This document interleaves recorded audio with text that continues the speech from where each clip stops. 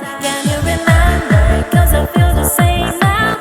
Until the winter, what's a bloom in this love? Do you remember? Kiss under the moonlight. When it was summer, it was love at first sight. Can you remember? 'Cause I feel the same now. Until the winter, what's a bloom in this love? Do you remember? Kiss under the moonlight. When it was summer, it was love at first sight. Can you remember? 'Cause I feel the same now. Until the winter, what's a bloom in this love?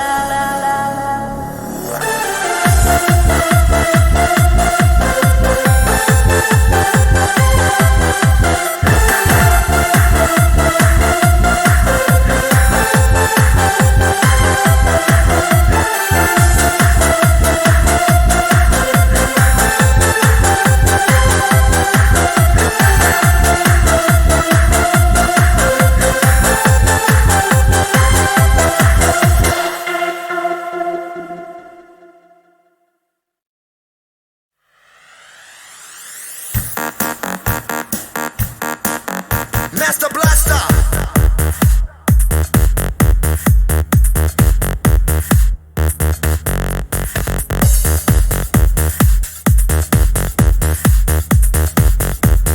Beats non-stop.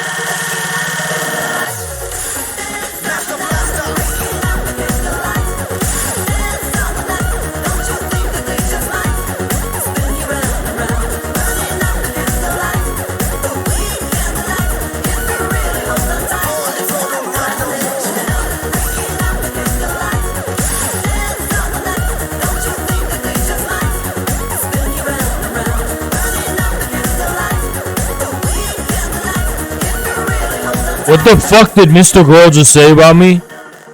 What the fuck are you talking about? DM me a clip or so. Give me a timestamp. What the fuck did Mr. Girl just say about me? First of all, what the fuck? Once again, we got Twitch protecting these people.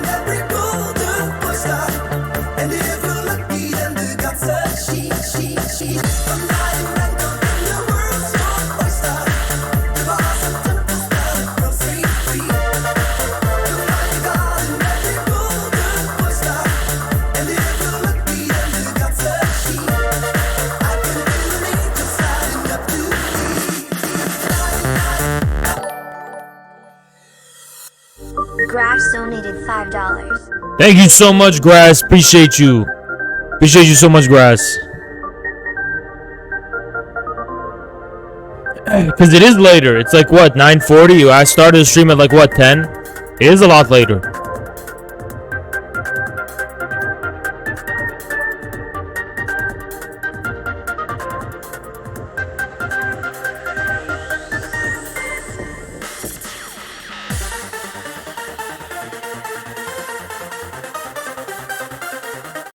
Lambada.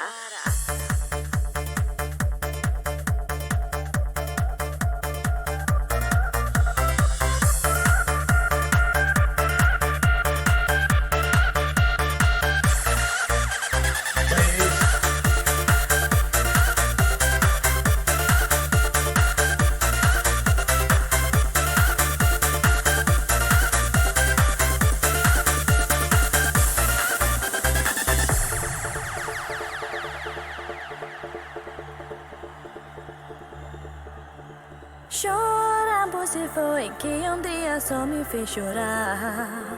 Chorar, você foi que dia só me fez chorar. Quando estará a lembrar de amor que dia não soube cuidar? Quando estará a lembrar de amor que dia não soube cuidar?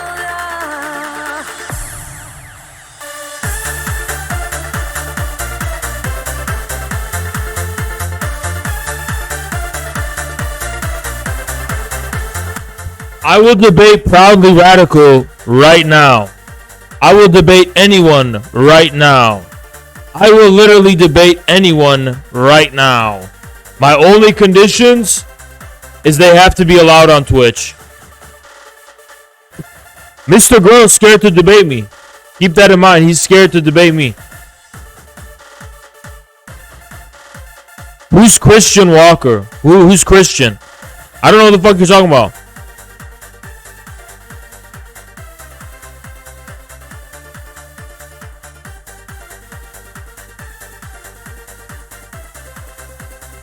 Alright, I'll watch the Hassan thing. We're gonna watch that. I'll react to it.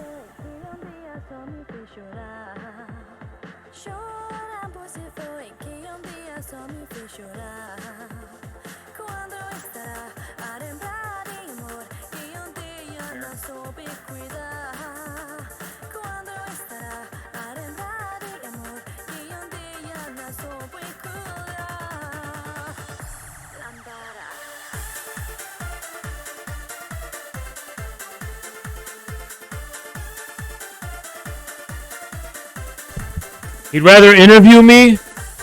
Okay, interview me then. He can go ahead and interview me. And I'll interview him too. How about that?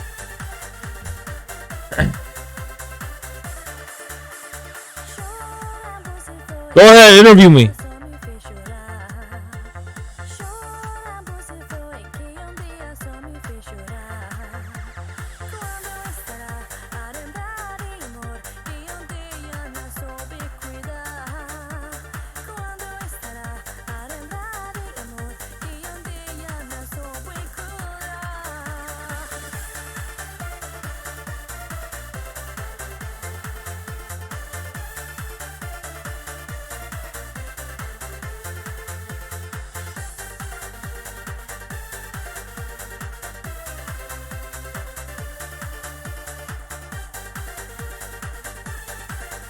I bet.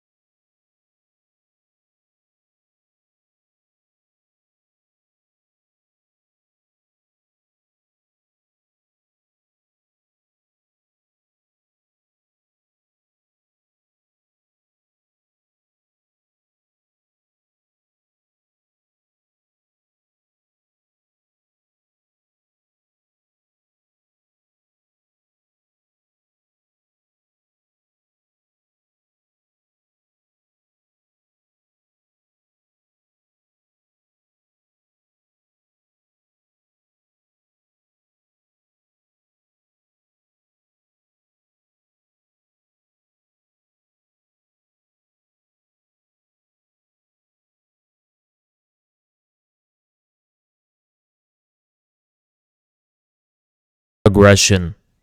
That's the truth. In real life, aggression is more important than height.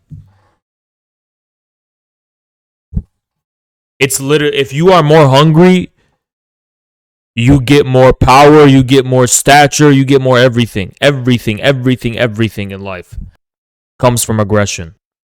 It comes from the fucking will to live. It comes from the fucking hunger, will to fucking work. The fucking high energy. High energy versus low energy. That's everything in the fucking world. Everything in the fucking world is high energy versus low energy. And I have higher energy than anyone on political Twitch. I dare anyone to try and fucking contest that. And there are very, very few tall people I've ever met who were hungry. Zerka is one of the only tall people that I've ever met in the whole world who have hunger. One of the only ambitious tall people I've ever met in my whole life. You know, tall people are not ambitious. Can you give me a fucking example of a tall, ambitious person? They're lazy. Tall people lazy. They're not ambitious. They're not ambitious.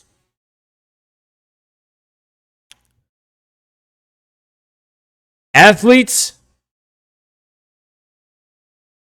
Okay, I'll grant you athletes. But besides that, but that's because the height factors in the sport itself. So, you know, it's not a good example.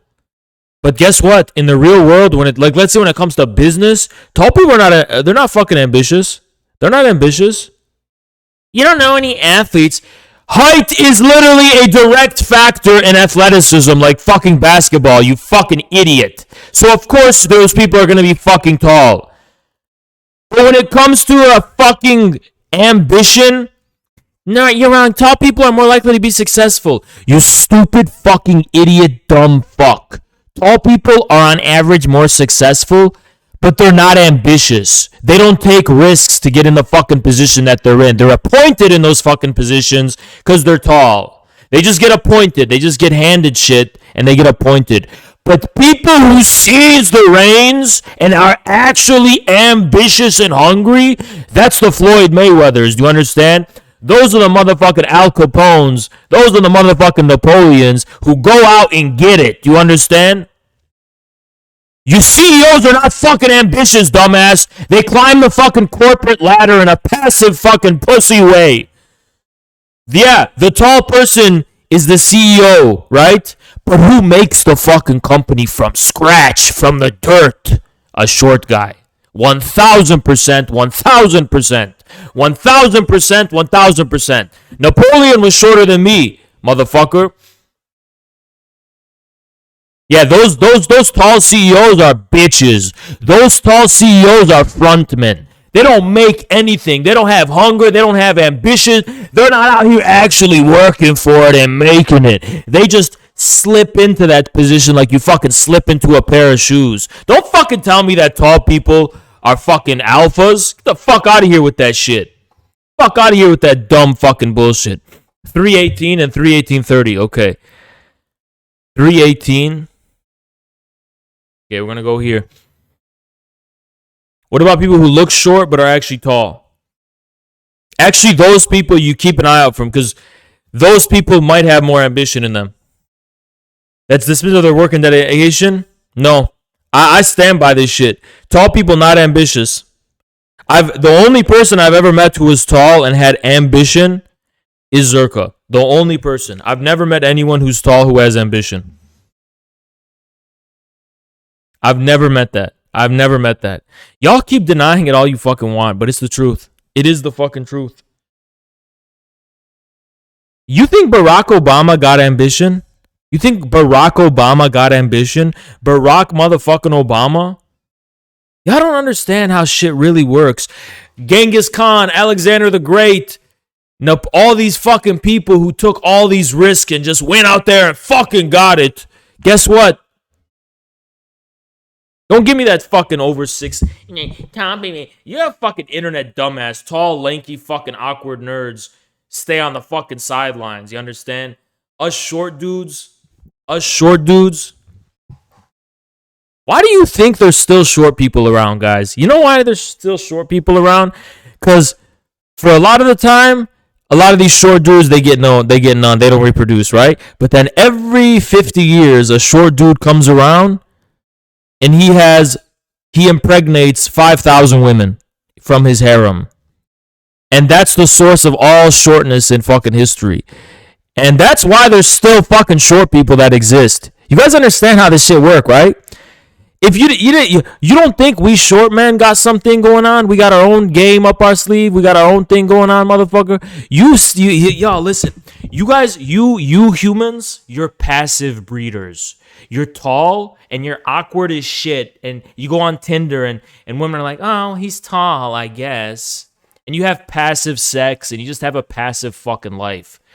But dudes like me who are short, and most short dudes are not like us, right? But we are the golden elite of who we are. We go out there and we get it. You understand? We're the ones who got that golden tongue. We're the ones who got that fucking, just that swagger, that fucking flame inside of us. And we actually fucking make shit happen. Do you understand? We actually conquer shit. We build shit. We're the real leaders of this fucking world. We run all this fucking shit. Motherfucker, look at the difference between DaBaby and a tall hip-hop artist. You're not short? I am short. I'm 5'8". Well, I'm short compared to my competitors, I guess. Motherfucker, I button this shit the wrong way. Copium overlord. See, you can't call it copium if it's correct. You can only say copium if it's improbable or wrong. But if it's actually, so I'll give you an example. Russiagate is copium because it's not true. You understand? What I'm saying can't be copium because I'm actually just right. That's the thing. How tall is Kanye West? How tall is Kanye West? Is Zerka homeless? Why would Zerka be homeless? He's at the hospital. Matter of fact, he messaged me this morning. Where did you get that he's homeless? What is your message to the CPU? We're going to get to that. We got a lot of shit to cover today. Kanye is my height. Do you understand? And, there's a reason for that. And guess what? Guess what? That's why Kanye gets Julia Fox. You understand?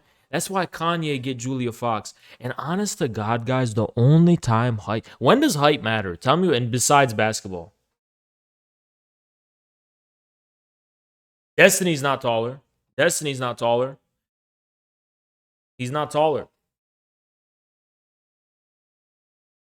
It matters in some sports. So what? The go-getters are shorter in life. 1,000% the go-getters are shorter. 1,000%.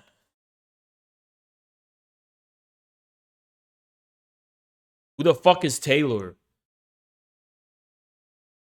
Tabor is the perfect example of how being tall means you have zero ambition, you go nowhere in life. Tabor literally is the fucking bench warmer. He literally throws a ball behind his crotch for a fucking living and then goes sits down. And you're upholding him as a fucking example of fucking ambition.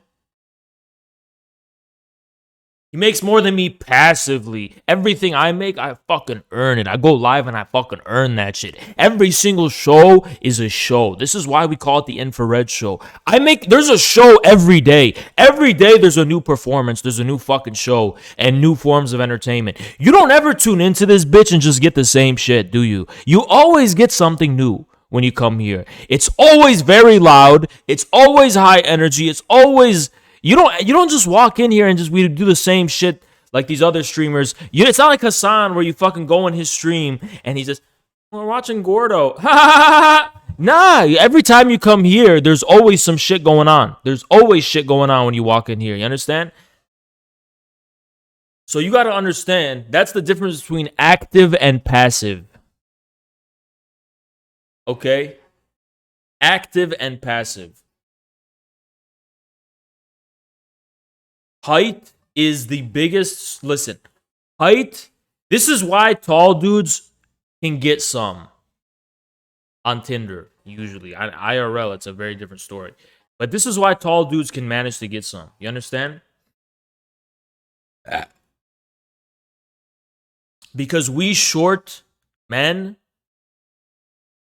actually made it we gave them all of their ability to be tall, and they just passively get some. But you know what? I'm gonna be real with you guys. I'd rather get none than passively get some. If I'm not earning it, and if I'm not like actually if I'm not actually earning it, I don't want none. You understand? If it's actually I'm not making it mine, I don't fucking want it. You understand?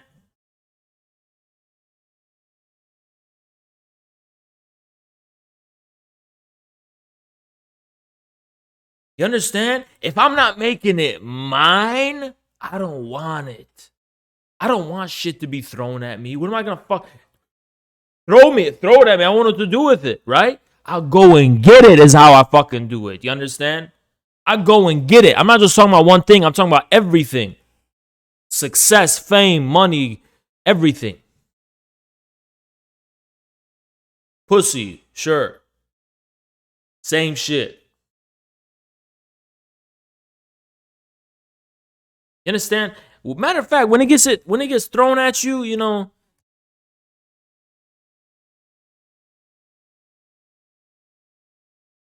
Damn, motherfucker, I got like 1 million matches on Tinder. What the fuck? Oh shit, this is from Dallas. Based. Damn.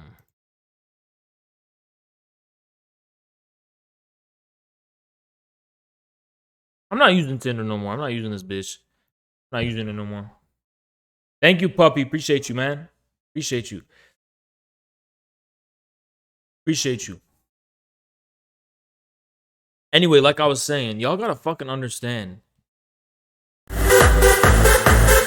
Y'all gotta fucking understand, right? All you talloids hoping and shit, thinking you got. Look, do you tall people? Let me see. I mentally break you. I mentally break you, tall people. I know your traumas. I know your weaknesses. I psychologically break you. I psychologically break you. You understand? I break you psychologically. You understand? I ain't got no time for this fucking bullshit on the internet. Yeah, I'm 6 foot. I don't give a fuck, bitch. You ain't as mean as me. You ain't aggressive as me. You ain't even you ain't nothing. You ain't got no swagger. You ain't pushing P like me, bitch. You think I hate being short? Think I hate being short? Hey, Boar, wanna come on?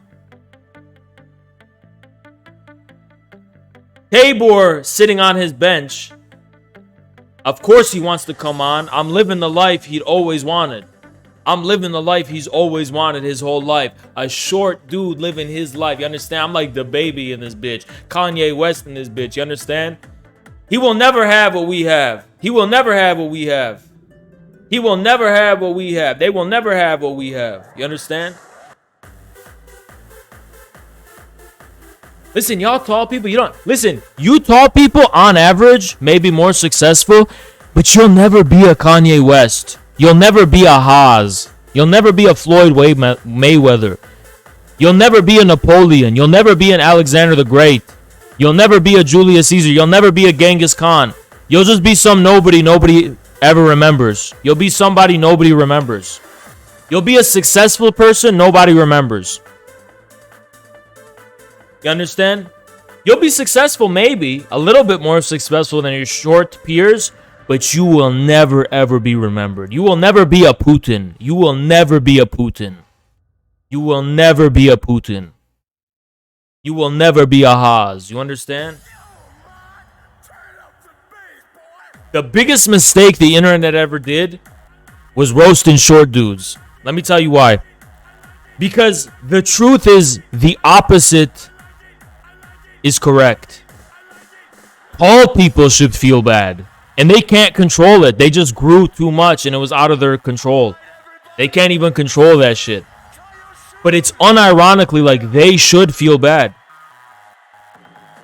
They should feel bad.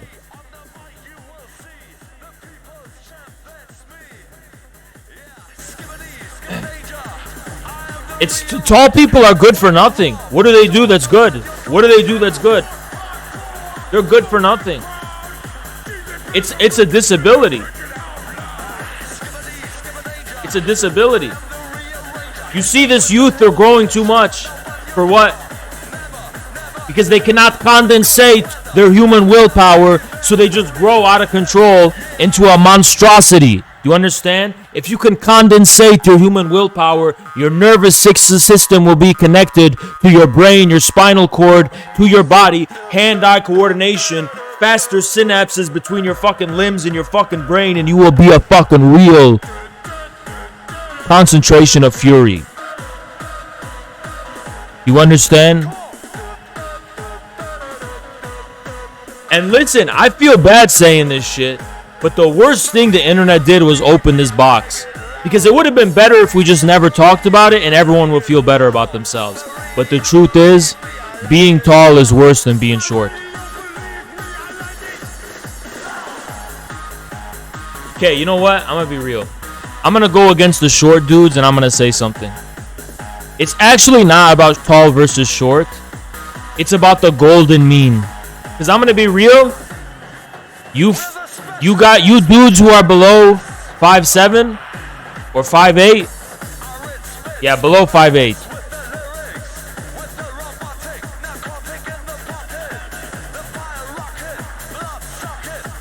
Y'all are just like the tall dudes. You have the same energy as the tall dudes.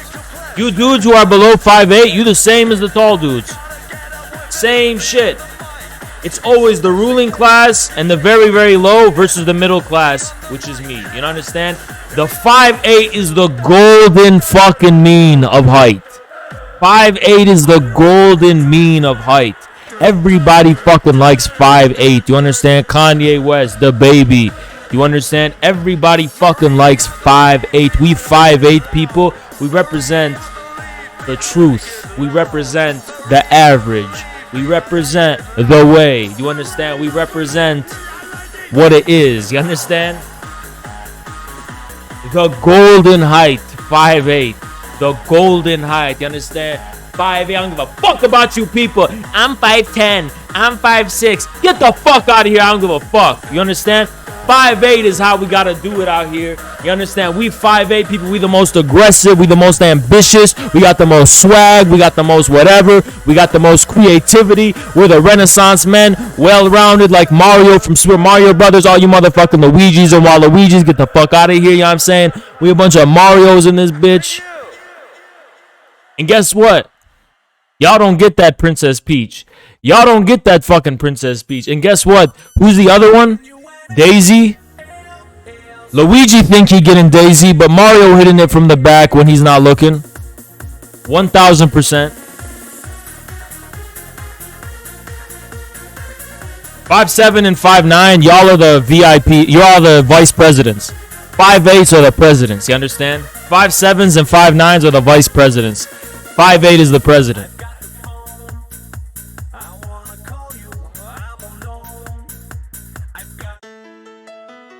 You understand? You guys gotta realize.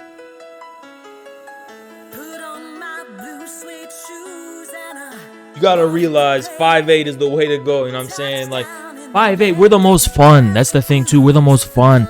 We're the most energetic. We got the most going on. You know what I'm saying? This is inspirational. If you're not 5'8", you are a beta male. Whether you're shorter or taller, you're more of a beta. I'm sorry.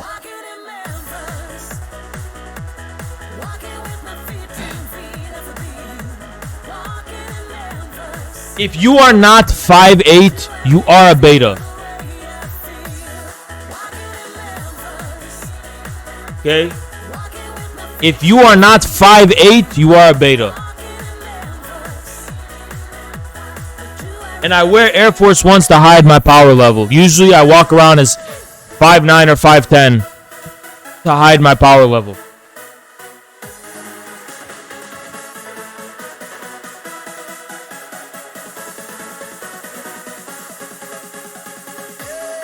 I'm not being uplifting for shorter folks, because I'm not talking about short men. I'm talking about 5'8" specifically. So if you're 5'7", you're 5'6", you're 5. I don't got nothing to say to you. You understand? I'm talking about 5'5", my fellow 5'8 brothers.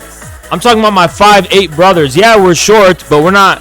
We're 5'8". We're not 5'9". We're not 5'7". We're not 5. We're 5'8". I'm talking to our 5'8 brothers. You understand? 5'8 brothers. Matter of fact, send your measurements in. Everyone who's 5'8 is getting mod and hero of infrared and VIP immediately. I gotta know who my brothers are. I gotta know who my brothers are. Sorry, guys. I gotta know who my brothers are in this bitch. I ain't got time for no fucking height deviationalists who are a different height than I am. Imagine being a different height than me. Imagine being a different height than me. You the ops, man. You the fucking ops.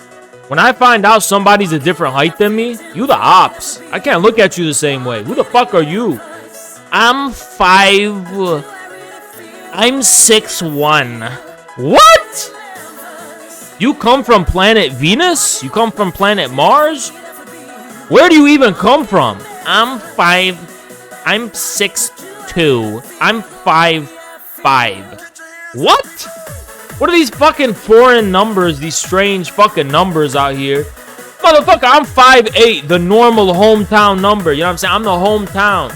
I'm the hometown, and y'all are foreigners in this bitch. You understand? That's my hometown, 5'8".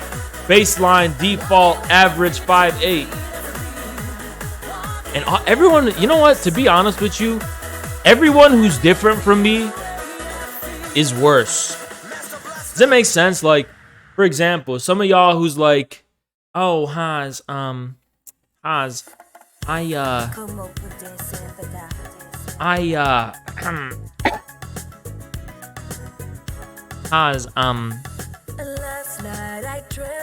was born in September. What? Haz, I was born in a month that's not July. What? Motherfucker, I got nothing to do with you. You the ops, bitch. You the motherfucking ops. You the ops. You the ops, motherfucker. I don't know what. I look at you. I'll give you a strange look, motherfucker. You weird as hell. You weird as hell, man. Hans, I have a peanut allergy. What? Who are you? Who are you? There are strange beings among us. There are strange beings among us. Imagine being different from me. Imagine being different from me in any way. Imagine being different from me in any way.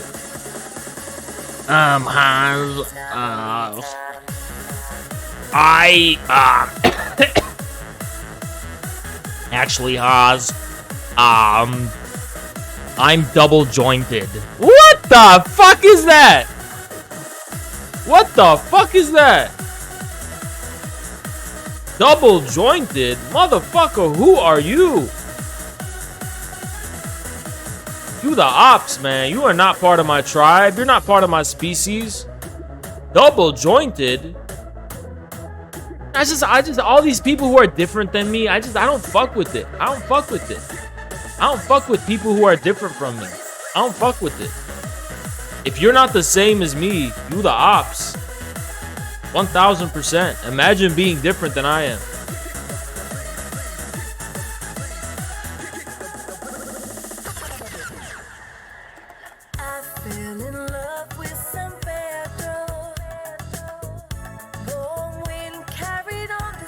It's a good song.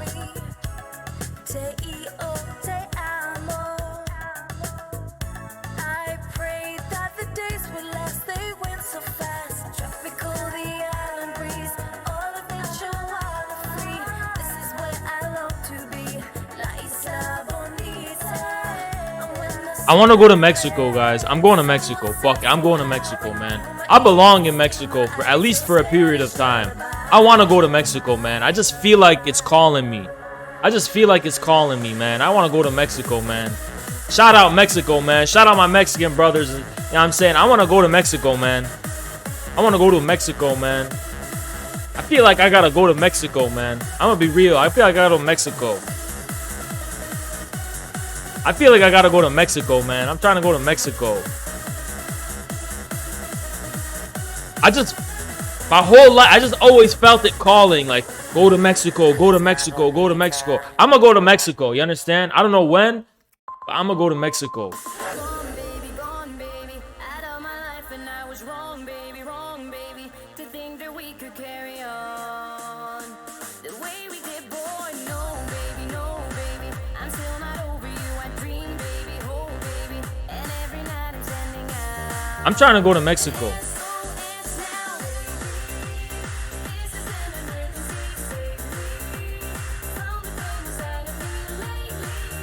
I'm gonna go to Mexico, find a Mexican wife, maybe just live in Mexico. You understand?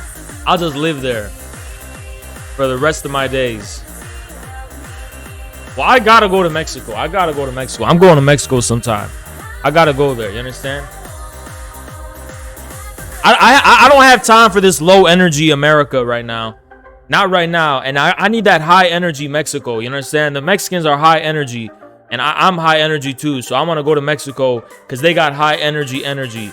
And USA is low energy right now. It's just a low energy scenario. You understand? It's just a low energy scenario. Low energy atmosphere. Mexico has a high energy atmosphere. You understand? Gone, baby, out of my life. I gotta be strong, baby. And from the heart, I'm sending out an SOS now. This is an emergency. NYC. Bro, the only reason I'd ever go to NYC is because I watch Uncut Gems. And if there's more Julia Fox in NYC, fuck it, I'm going to NYC, man. If they got some more Julia Foxes over there in NYC. And you know what, bro? I'm going to be real with you.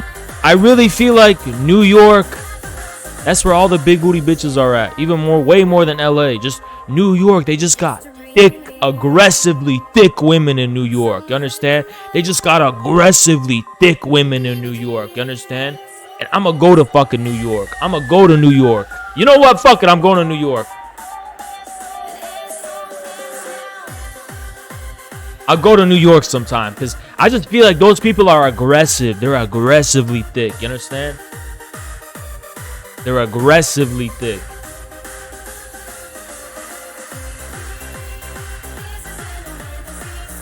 Yeah, I'll go to New York. Fuck it, I'll go to New York. Yeah, I'll go to New York. Yeah, I'll go to New York. I'll fit in New York. You know what I'm saying? I'll go to New York. I'll go to New York. I'll go to New York. When I'm done with this Dylan fight, I'm just going to go to New York.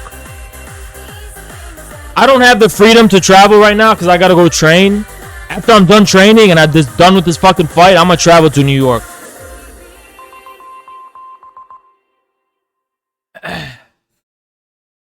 San Juan. I'm gonna go to Mexico too. I'm gonna go to Mexico. If we do this fight, I'm gonna get a lot of clout, infamy, attention, whatever, glory. Shit, man, I'll be able to travel anywhere I want.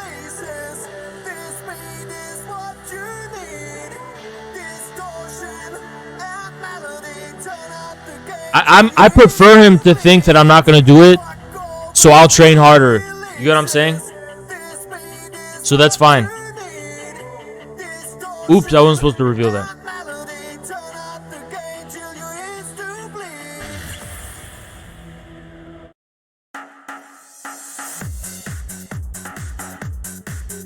Imogen Poots.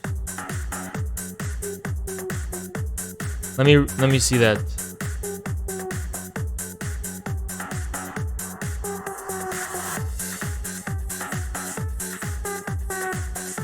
Bro, what part of I like aggressively thick women do you not understand? I mean, this is a very cute... Whatever. She's cute. But what do you want me to say? What do you want me to say, bro? You understand? Nah, bro. I'm talking Julia Fox, and that's what I mean by that. No, I'm talking Julia Fox, and that's the level I'm talking about, bro. You understand?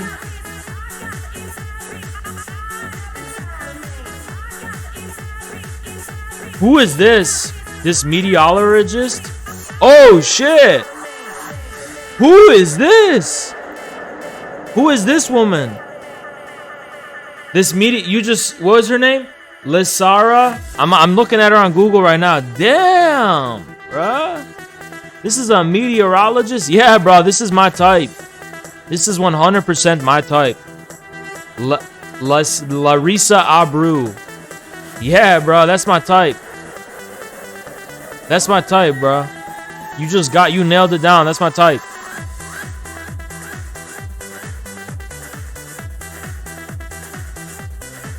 This is legit my type, bro. Damn.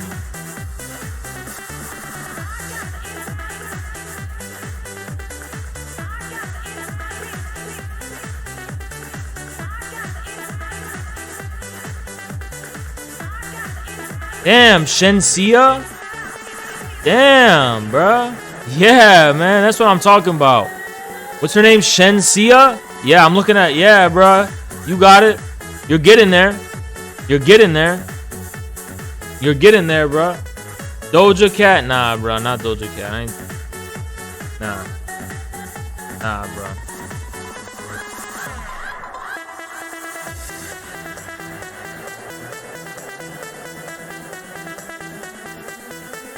I don't really like Doja Cat. I mean, I don't like her music. I don't like her as an artist.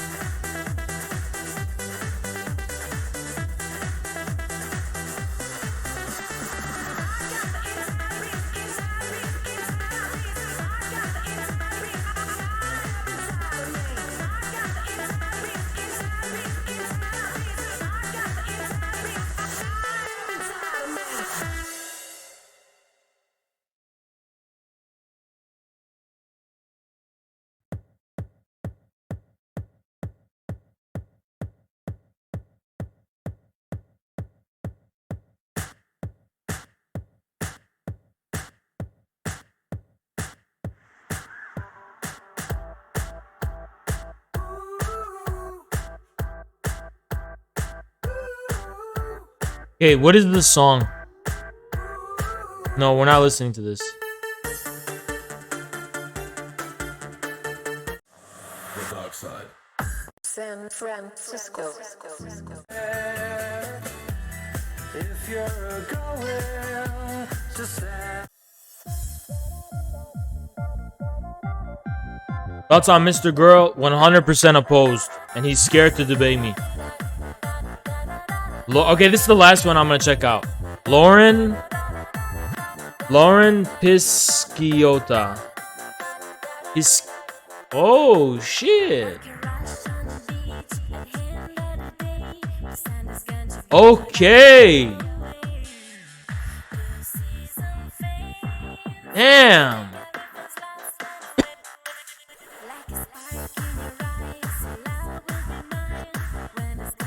Damn, bruh. Damn. This is why I don't give a fuck about celebrities, bruh. It's all about IG models. I don't give a fuck if her body's fake. That's the thing. I don't give a shit, bruh. I've been with fake before. For the first time, believe it or not. And I'm cool with it. I don't give a fuck, bruh. I don't mind that plastic. I don't mind it. When you actually try it, it ain't bad. It ain't bad. Actually, it's kind of nice. I'm not gonna lie. It's kind of nice.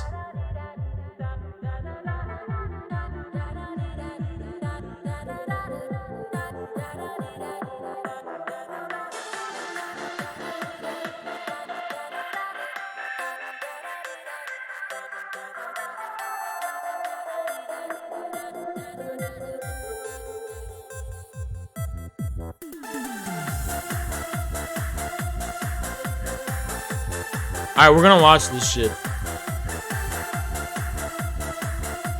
I don't... Bruh. Damn. No, I got the same opinion about Kim K. Same opinion. Bro, Kanye, all I gotta say is Kanye made the right choice, bro. Kanye made the right choice. Kanye made the right choice. Bro, you know what's fucking crazy? When I was... No, this is insane.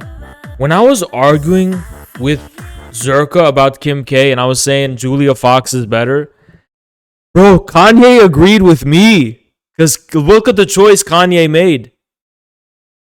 Kanye West himself ended up agreeing with me in that debate. Damn, bro. Somebody gotta find that VOD. It was when I was playing Minecraft, bro. Bro, I know about Dasha. And yeah, Dasha's cute. She's cute. But, you know, she's cute.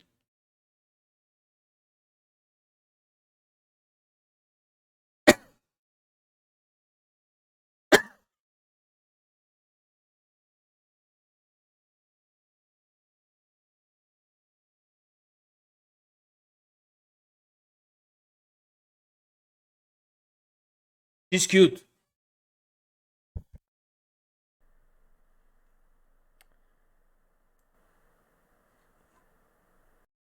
I know about Yanet Garcia, okay? I know about her.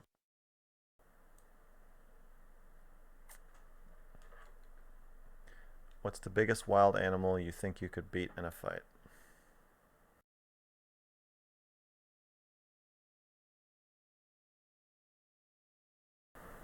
Haas.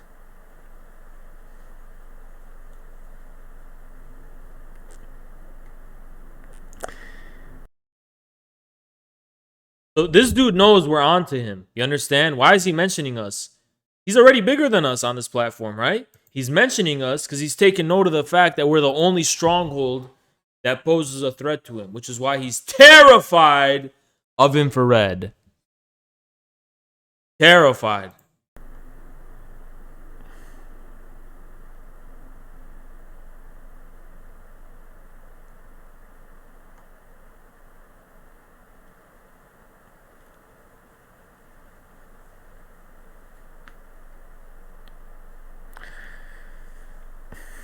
You're not suited to debate. Yeah, I don't want to debate him.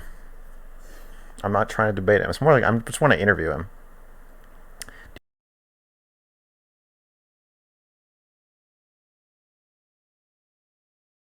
Of course you don't want to debate me. Of course you don't want to interview. And why? Because I have an energy of a father. I have fatherly energy. That's why. Because I have the energy of a father. Terrifying energy. You understand? I'm putting an end to this agenda.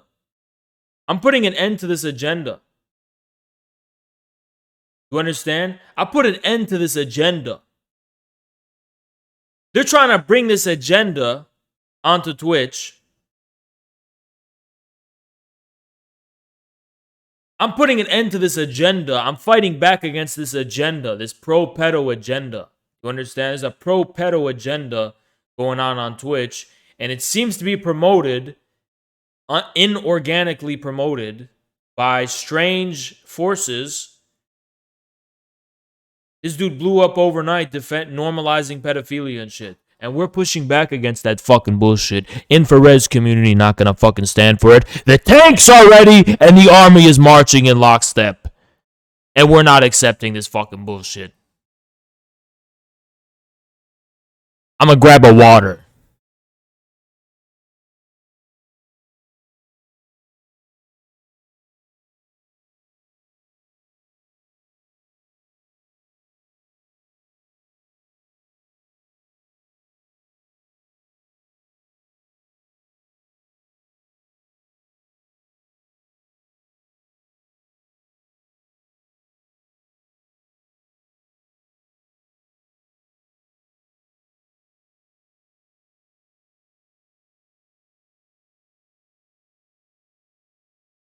Do you think you could convince Richard Spencer to join the Rust server with you guys? No, I think he'll think it's a trap. Does anyone know what's going on with Richard Spencer? Like, what happened to him? What's up with him?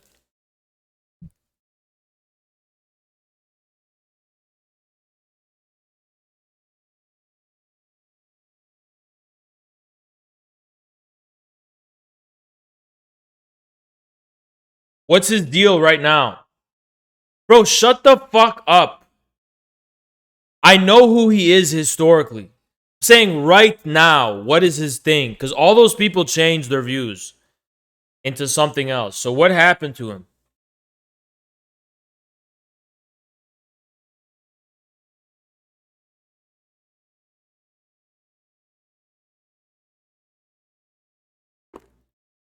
No way he's dating Dasha, bro.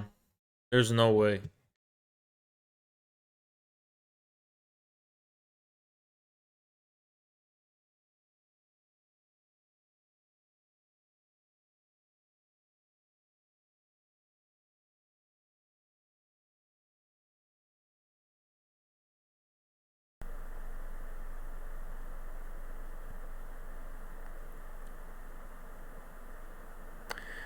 No Collins. The Sun. He 824 Is he banned on Twitch? Or is he on Twitch?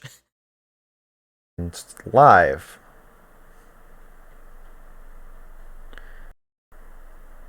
Alright. We're gonna watch the Hassan thing soon. I'm a fan of modern winter 'cause you're here. Do you remember kiss under the moonlight? When it was summer, he was love at first sight. Can you remember? 'Cause I feel the same now.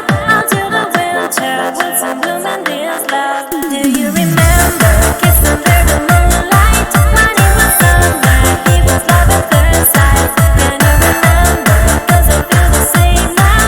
Until the winter, woods and bloom and this love. People ask me the question, Haas, are you a West Coast guy or an East Coast guy? Do you like LA or do you like New York? So I look deeply within my heart and I say,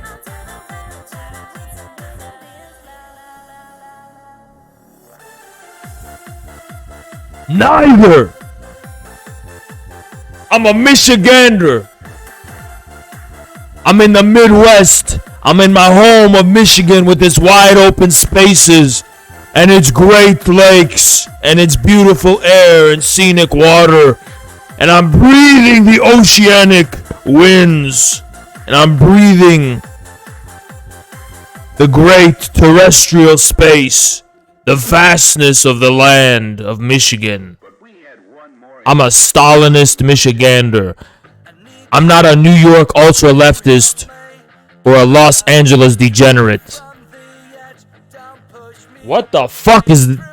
What is this fucking Tony Hawk's Pro Skater 2 fucking music? Tony Hawk's Underground fucking music.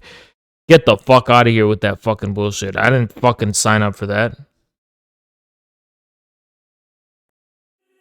DJ play the song, all together feeling strong. You have to join the party, don't make me stand alone. Let the DJ play the song, all together feeling strong. You have New York, to don't make me stand Los Angeles. DJ play the song, all together feeling I'm in the middle. have to join the Michigan. don't make me stand alone. The best state in the union. And the best place. One of the best places on earth. Make me stand alone. Let the DJ play the song. Who? Aliyah Jasmine? Bro, just stop sending me these girls, bro. Aliyah Jasmine.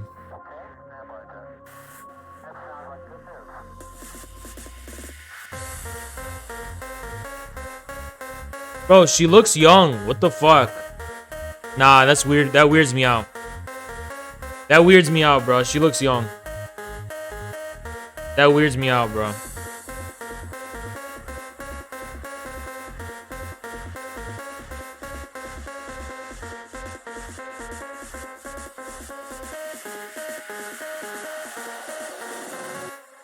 DJ play the song.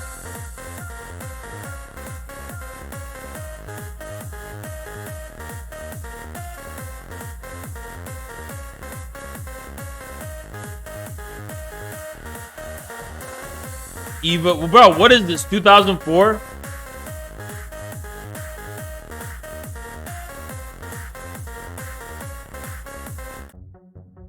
got two strong arms, blasting a Babylon with time to carry on and try for sins.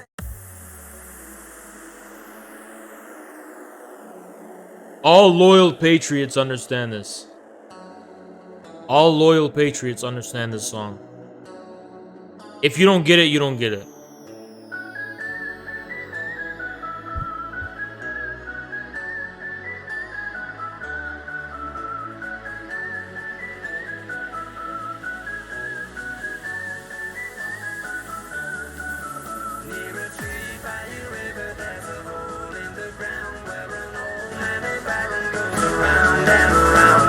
Mine is a beacon in the veil of the night for a strange kind of fashion. There's a wrong and a right. Near a tree by a river, there's a hole in the ground where an old metal barrel goes around and around. And this mine is a beacon in the veil of the night for a strange kind of fashion. There's a wrong and a right. He never ever fight over you.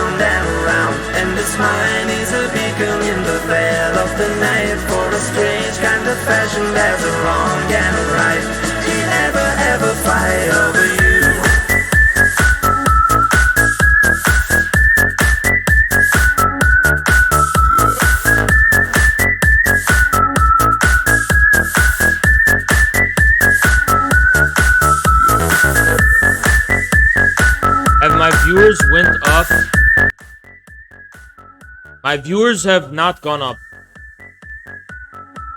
I've always been like this. Anyway, actually, they've kind of gone down. I'm usually 600. Andy. Alright, I was just looking at some stuff, guys. Well, I talked to Kantbot again. Yeah. You want to know the only people I get embarrassed for?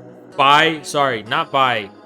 I get embarrassed thinking about because of my actions.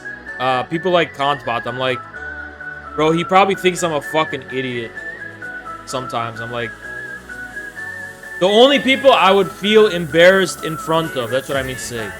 The only people I feel embarrassed in front of are people like that, like people I actually like, and who actually do take my ideas seriously.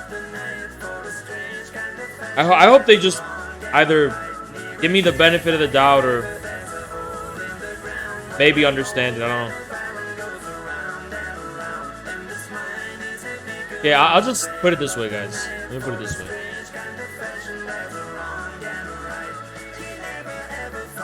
If you understand this, you understand Haas. You want to know how to understand Haas? The key to understanding Haas. Ready? Do you want to know how to understand? If you understand this, trust me, you understand me.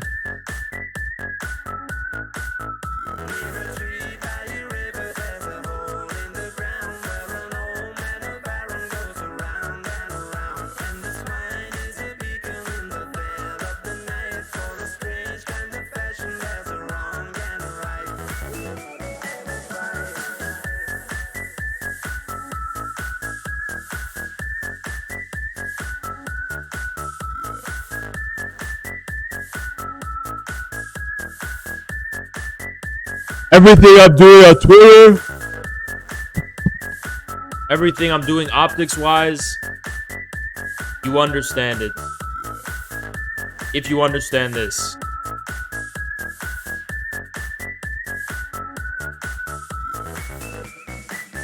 Near a tree by a river, there's a hole in the ground where an old man of iron goes around and around. And this mine is a beacon in the veil of the night. For a strange kind of fashion, there's a wrong and a right. Near a tree by a river, there's a hole in the ground where an old man of iron goes around and around. And this mine is a beacon in the veil of the night. For a strange kind of fashion, there's a wrong and a right.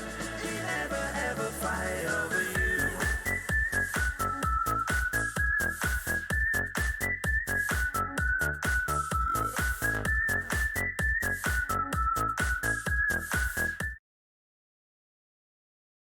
Okay, I'm gonna make some comments about Hassan. Hassan's fashion sense is a parable for the decline of America and the rise of homelessness in LA. And I'll tell you why. Hassan is ultimate proof that even if you are born good looking and blessed, and you are a genuinely good looking person, you need to maintain a core of will and life force and willpower to preserve it. If you just see, Hassan doesn't understand this. Hassan understand he naturally good looking, so he just gave up. He's like, well, no matter what I do, I'm good looking. So he just gave up. And now he dresses like this, and he just doesn't give a fuck, and he's letting go. He's letting himself go. That's what they call letting himself go. And I've done that too. Don't get me wrong. I've done that too. And it's literally like a switch. It's literally like a switch. When I let myself go, I degenerate and I decline. When I get back to the source of my fucking life force and willpower, I fucking become a dragon. Do you understand? And I would, you know what's so fucking sad is Hassan used to have a dragon. He used to be dragon. He used to be a dragon. In a way. Long ago, he used to be a dragon.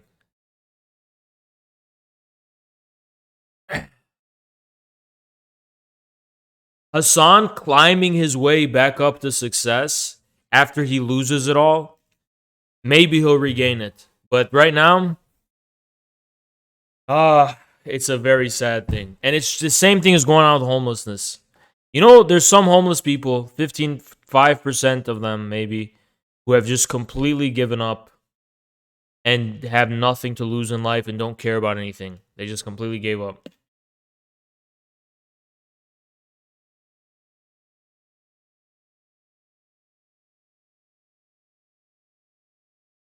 That's what's happening in America. That's what's happening in America. America is a fucking Dante's Inferno to nihilism and giving up.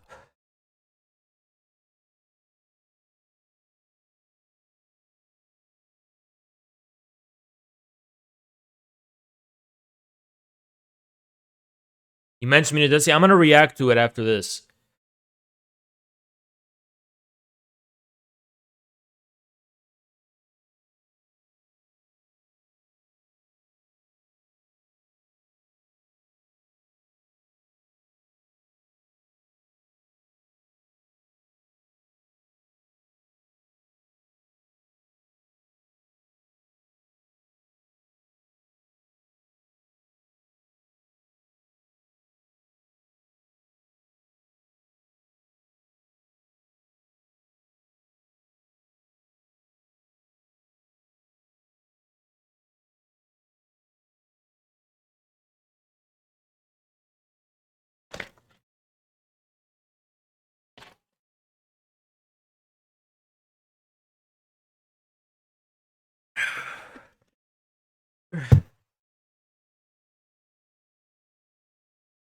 Giving up.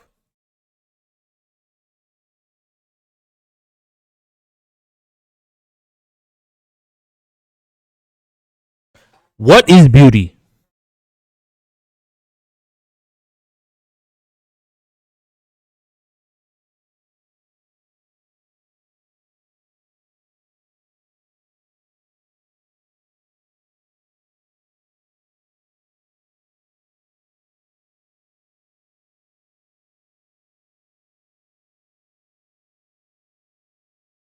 Someone tell me what beauty is. Go ahead. Tell me what it is. Harmony. What does that mean?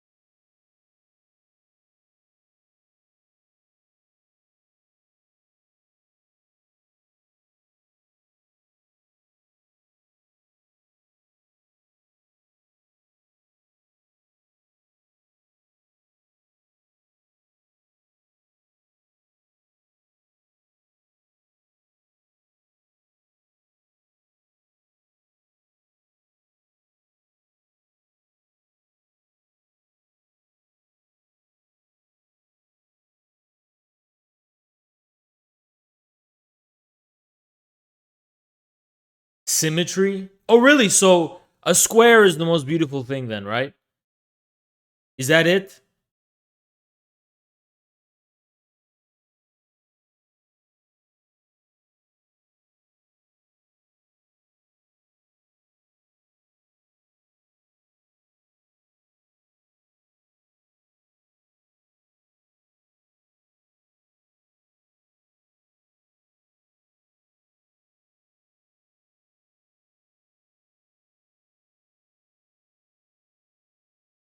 Everyone here is wrong.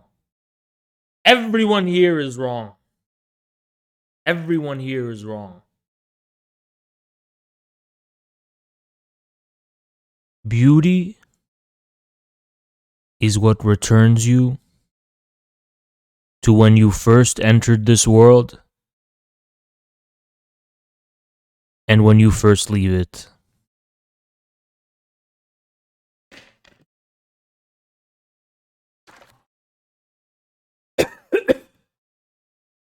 At the same time.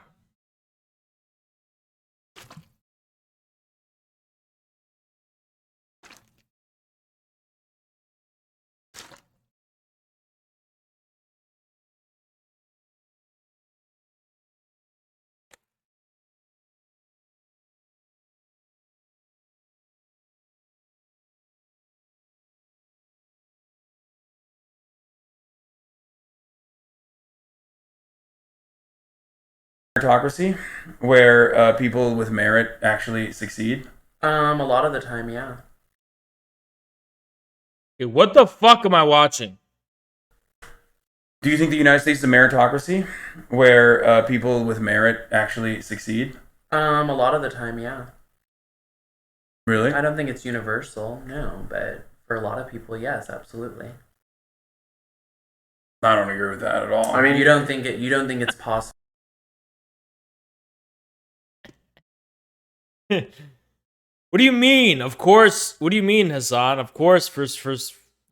What do you? I guess many is relative, but like, you don't think there's a lot of cases where people do actually make it? To work your way up with merit, literally. it's I mean, this is anecdotal, but like, it's just not true. Hassan reminds me of when I was like 15. When like anytime I would detect ideological disagreement, I'd get like in a really tense phase, like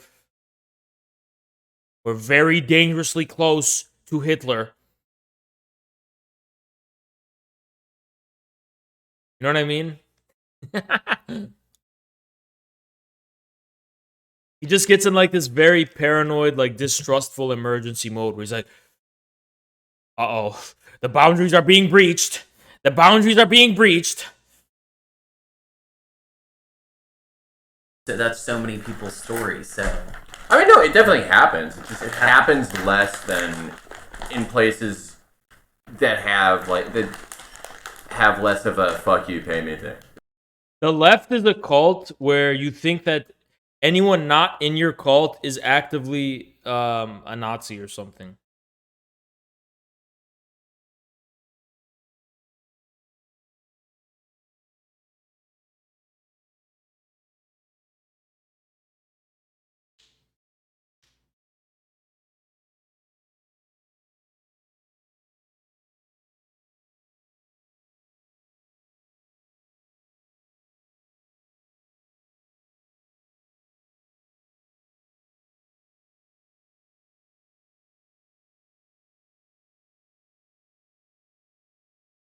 than we do.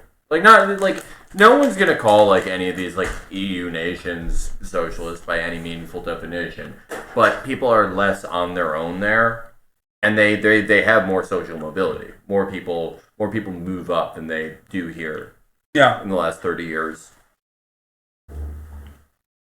Like, I wouldn't be in the situation that I'm in if I didn't have a good spawn point. Okay, my family relatively affluent in Turkey, right? And despite Yeah, but not everyone's like you, Hassan. Some people do start from nothing and make it. Some do. Okay? Some do. Legitimately, some do. the fact that my dad lost everything by the time I went to college, it doesn't matter because the affluent beginning that I got. Yeah. My life is like a video game. Trying hard to beat the stage. All while I am still collecting coins. In the form of a great education and all this other stuff. Not being burdened with like debt or having to work or anything like that, and being able to focus on myself and my education gave me the opportunities that Absolutely. that I have Same now. for me. But that's not so social safety nets would make up for that. Well, I don't know who this is, and I don't know who this is. I don't know who any of these fucking people are. both my parents grew up extremely poor, worked their way up. So it's just like we can like- play this game of but, like, stories, but But like one of your parents had like no, in my parents zero. My I dad know, grew up fat. This is a Chapo guy?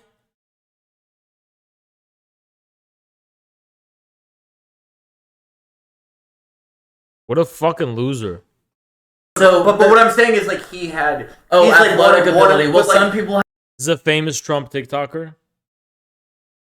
have not IQ just ability. not just like athletic ability, but like one of the most amazing athletic abilities of all time. And that my probably we'll ever stepdad, see. and my stepdad had no athletic ability. I think he's probably has a really high IQ. Sure, built a business, has much more money than my father. I mean, yeah, maybe I do not want to all end up at the same place. I want people who have a special. Wait, is Felix saying that athletic ability means you have fucking privilege?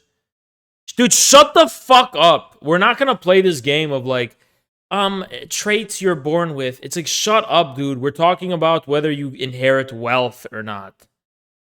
Okay? Well, you were privileged because you had legs and you weren't born without legs. So that means there's no such thing as meritocracy. You weren't born as a literal fucking worm. So that means there's merit. You weren't born as a worm, so that it's not a meritocracy if you weren't born as a worm. You were born as a person, not a worm. Dude, shut the fuck up. That's not what people mean by meritocracy, dude. You don't fucking talk about athletic ability. What does that even fucking mean in this context? Skill to get rewarded for that skill, whether that's a brain skill, whether that's an Yeah, but these people believe in genetics. They literally believe in genetics. So what can you even tell them? athletic skill. That's what I want. But do you know Are we gonna start seeing people be like, gene privilege? You have gene privilege. So weird, man. What is going on in this world? Gene privilege. At what point are people gonna realize that sociality is not unconditional? So if you're like gene privilege, there's gene privilege.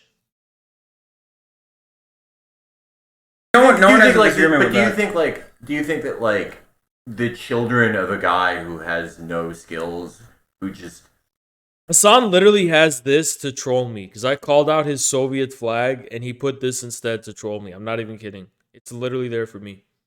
hey, every day's a gamble for him and he always loses. Do you think they deserve to like live in misery, like to live without dignity? No, To but like there- worry about where they're gonna live? No, but there's so many kids with parents who have special. This is what Chapo socialists do. First, assume we are omnipotent gods. Then say all the possible bad things in life are because we did not act to stop them.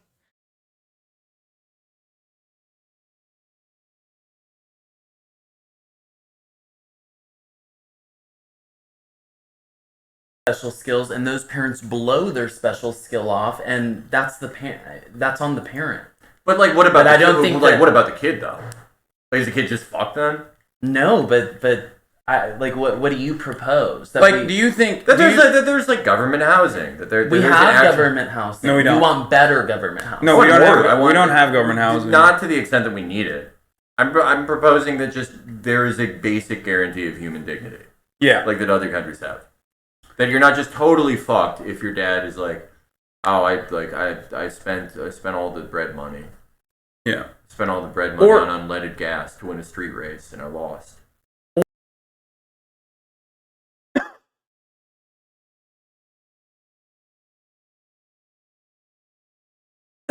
These people don't understand Americans' mentality. They don't. This is a British guy coming to the US with his legs crossed, trying to fucking impose shit from New York that'll never fly. You guys watch that movie Hillbilly Elegy? Because that's the American mentality. The American mentality is life is 100% unfair and fucked up, but miraculously we can persevere through it through our you know what I mean? That's the American mentality. The Americans don't believe in this bullshit he's talking about. Of like, let's just guarantee be like Sweden. Americans don't think that way. They just don't.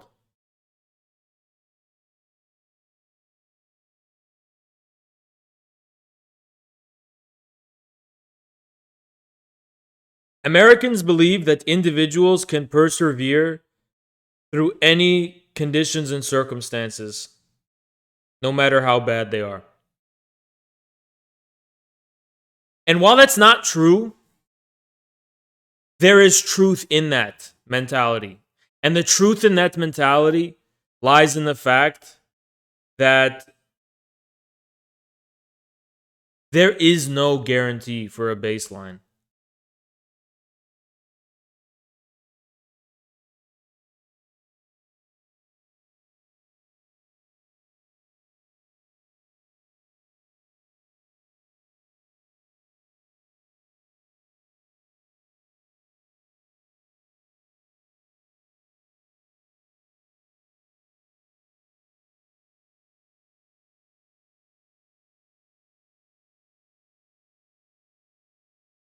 Based. Thank you, sad boy ZJ. Appreciate you.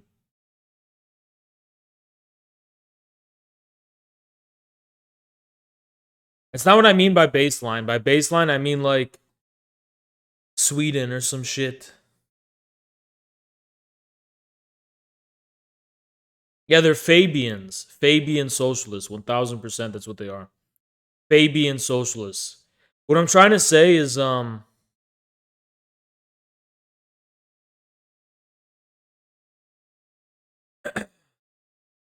truth of the American mentality is basically that there are so many contingencies in life and you get handed bad cards and bad luck and all that kind of fucking shit, and that the only way you can break through the fabric of all that bad luck is through work, your work ethic and your perseverance and whatever, and there's no way to break through that. Does that make sense? At a certain level, it's true. It's also not necessary. Let me explain. What I'm saying does not make sense to you. Okay? Even if we guarantee a minimum of whatever, things are still going to go wrong. And at a certain point, the individual does have to step up and make their fucking life. Does that make sense? At a certain point, you do have to throw the bird out of the nest. And that's the only way it's going to fucking fly. You can pad the ground as much as you want and prepare the bird as much as you want. But at a certain point, you push that bird off and it's got to fly. And there's no way to guarantee that. There's absolutely no way to guarantee that.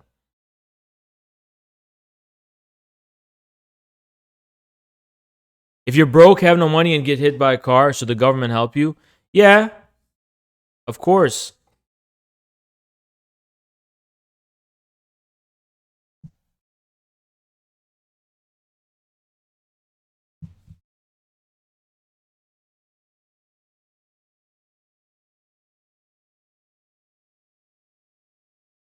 Of course it should, but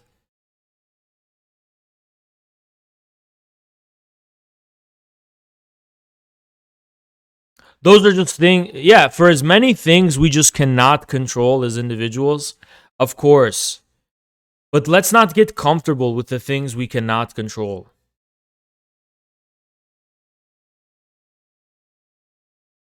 Of course, there's a lot of things we can't control, and we should do the best to account for those things.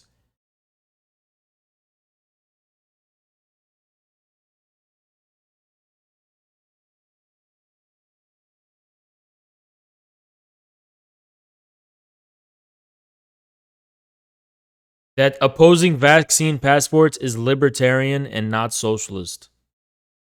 Then Stalin was a libertarian because Stalin literally advocated for. He is such a fucking idiot. You know that? That guy's such a fucking idiot. I'm so fucking sick of these podcasting pieces of shit. And I'm not calling him a piece of shit because I would never do that. But I'm just calling the podcasting abstract meta a piece of shit meta, of course. I'm just so fucking sick of this fucking bullshit, though. Like,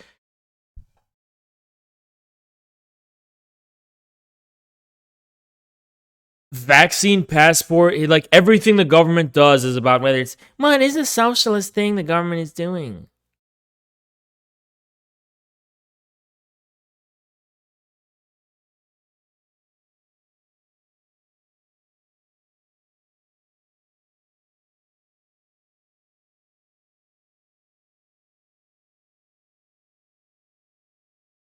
A government that is a proletarian dictatorship cannot be held to the same standard as a bourgeois dictatorship. When bourgeois democracies circumvene the libertarian rights of the people, that's not socialist. There's nothing socialist about that. When you're living in a bourgeois democracy and it circumvenes your rights, that is not socialist. It's fascist.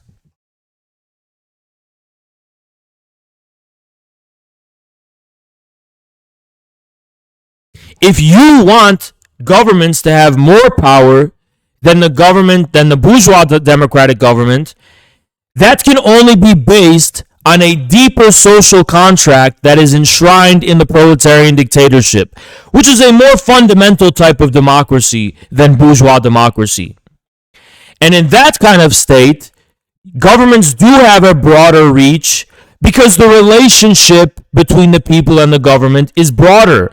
When that relationship is not broader, you cannot fucking just cheerlead the bourgeois democracy's attempts to circumvene the rights of the people. The reason socialist states can do more than bourgeois democratic states is because they have a deeper basis in the people. The government has a deeper basis in the people itself. If you don't have that fucking basis, you cannot fucking act in an authoritarian way without being fascist. And it is as simple as that. It is literally as simple as that.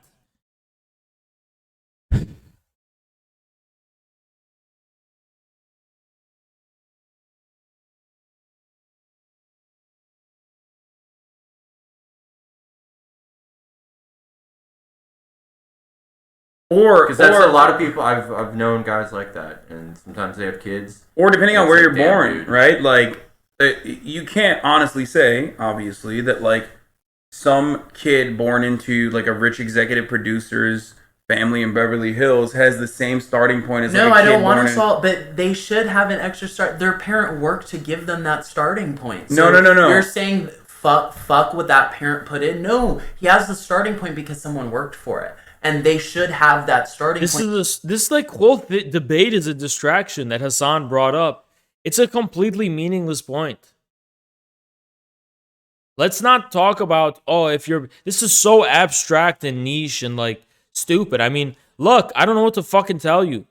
In the Soviet Union, if you were the son of a military general, you're gonna get more stuff than someone who's the son That's just shit you can't account for. You can't account for that through policies, okay?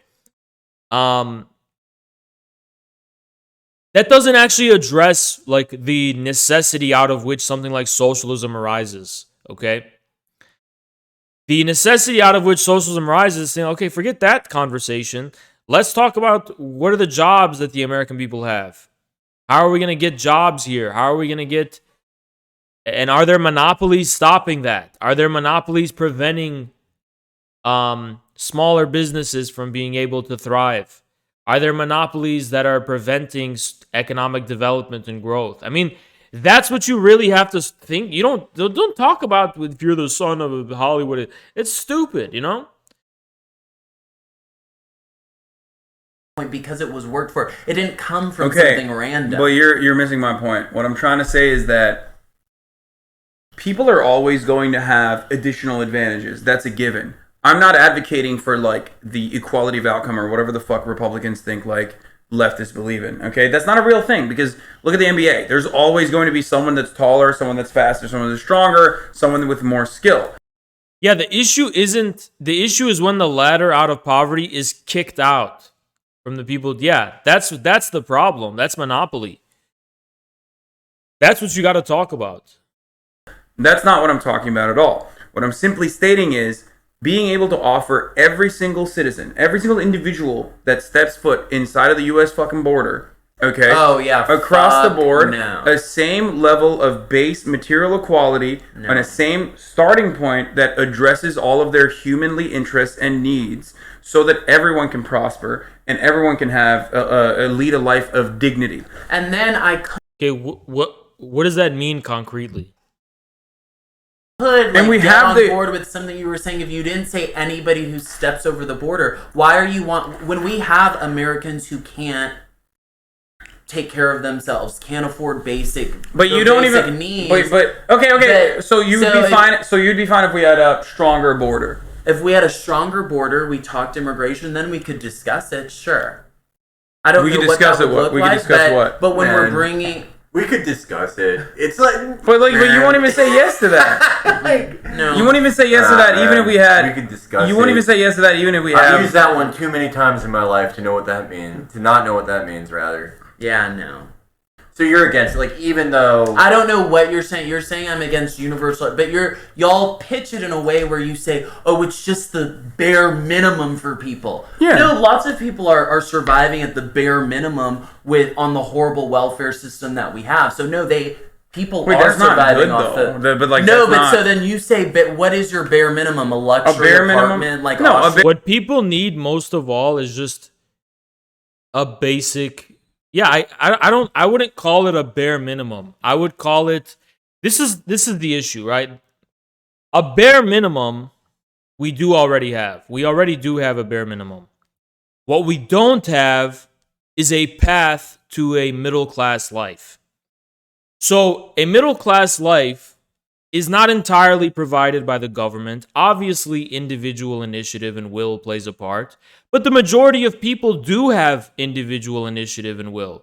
So there's just this kind of harmony between government policy and individual initiative and will that allows for there to be a normal middle class life. And that's what you had after World War II. It wasn't just government. It wasn't like the government did everything for you. And that everyone was living the bare minimum. It was the middle class. Now, for those that can't muster the individual initiative to do shit, I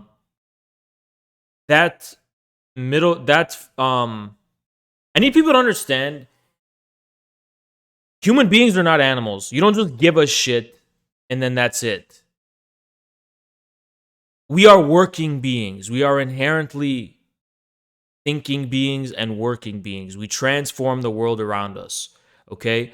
So when I'm talking about the government providing a basic standard of living, I am not talking about a nanny state that you're just sucking on the tit of.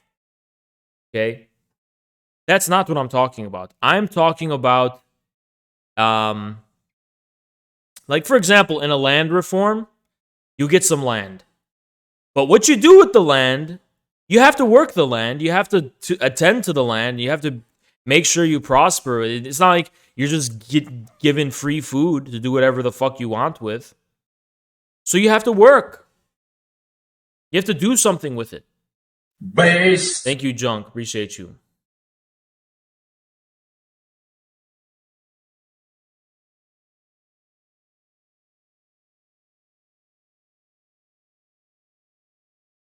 Yeah, right and duty to work. Yeah, something that lifts you up, makes you want to be the... See, the problem with this mentality is that it's a distrustful mentality toward the people. Like, you have to understand, when you kick a bird off the nest, it'll fly. That's the relationship a government has to have to its people. You cannot treat the people like passive animals or children. Don't treat people like children. They're not children. They make their own world.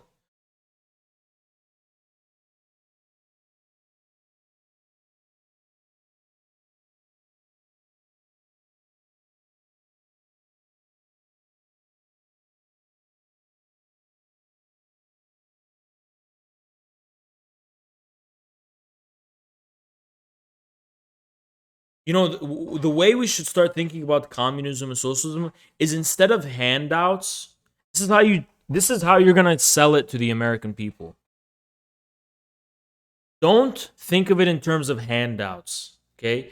Think of it in terms of openings. We're going to open the way for you to be able to do what you need to do. We're not going to give you a handout. We're going to open your possibilities and your avenues. That's going to be a much, much stronger message.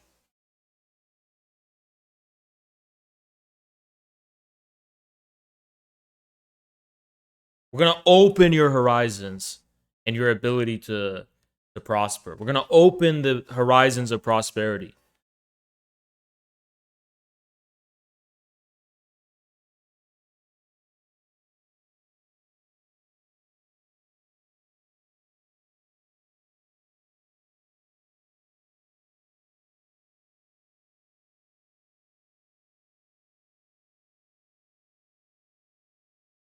Bare minimum is like adequate shelter that has like actual fucking hot water, cold water, like even if you're not working on your life at cooling. all, like Yes. lots of the Yeah, no. 100%. Well, like, No. why I'm not for it. if a kid's parent is like, fuck, like, You know, just- the default attitude in America has to be, we are working beings. If you're not working, you have to have an excuse that's not your fault.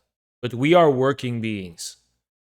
So the way Hassan's framing it doesn't sound good, you know? Oh, everyone's just going to get free houses.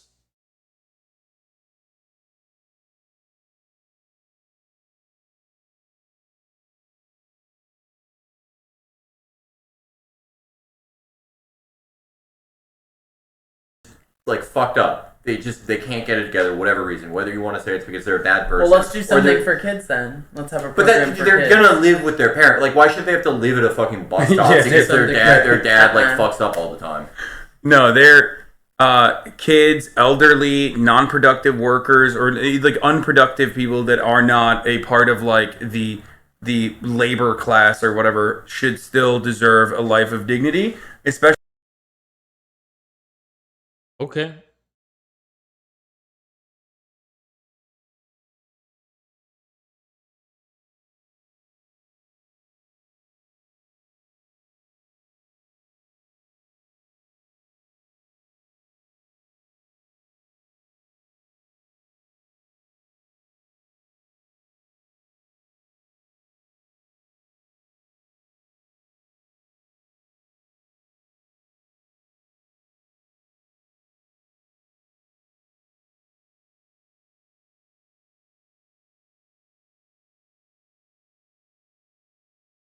Especially because we can fucking pay for it. If your fear, on the other hand, is that like, well, then we're not going to incentivize these people to. You know, it's really, you know what politics is in America? It's like a battle of mentalities and psychological profiles in a way, right? It's like these people have a bum mentality. They have the mentality of people who have given up all their human willpower, and they're just entertaining this idea of a big government just doing all this shit. And it's like, where's the element of fucking the working man. You know, like where's the fucking element of actual work? You know, like this is a fucking bum mentality. And that's why people hate it so much. It's just a bum mentality. Um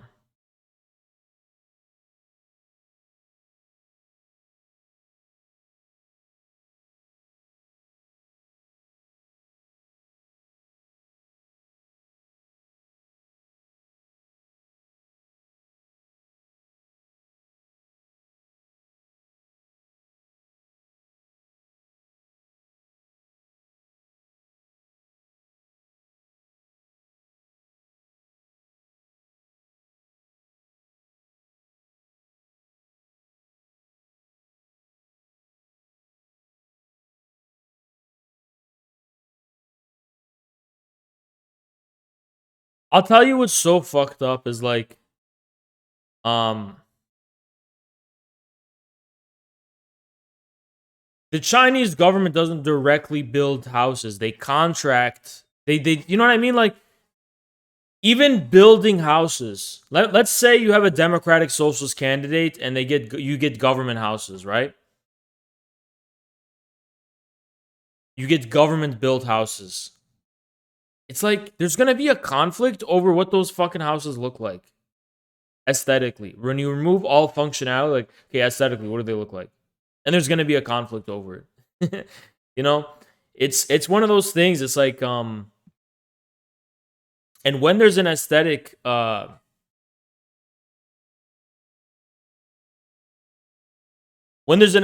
conflict, you know it's not just a matter of okay, we need housing, let's just directly do it. The process is indirect. Just like it is in China, it's an indirect process.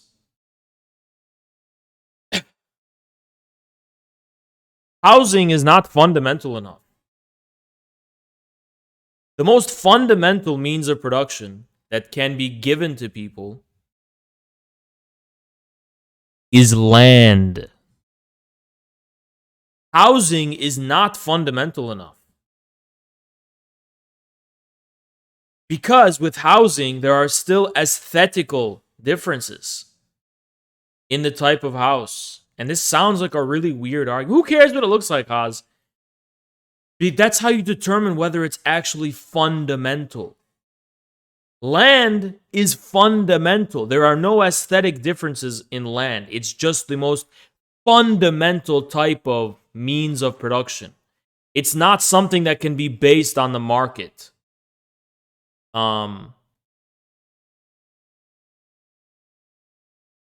It's not something, whose nature can be determined by the market. Now, land is obviously on the market and is subjected to market prices and all that kind of shit. But land, the nature of what land is not determined by the market. I'll give you an example. The nature of a house, indeed, is determined by the market. What it looks like is going to be because for the market, right? That means there's an element of subjective taste involved, for example, right? And subjective demand. Land is land. There's no subjective taste whatsoever. Land is something given to us by the past over which we exercise no control and no determination based on our taste.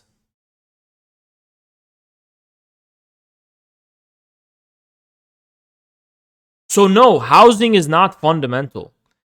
There can be different housing in communism. There can be different housing associations or companies, like in China or whatever you want, who will build houses based on market factors and stuff like that. That's fine. But land is the most fundamental. Housing is not fundamental enough. Now, I'm open to the possibility that You have to think more dialectically about it in the 21st century. No, housing is not fundamental. For example, infrastructure is fundamental, right? Plumbing, sewage, all these kinds of things. And there's a dialectical relation somehow between the market and the fundamental means by which commodities are circulated and facilitated, which is fundamental. It's absolutely fundamental.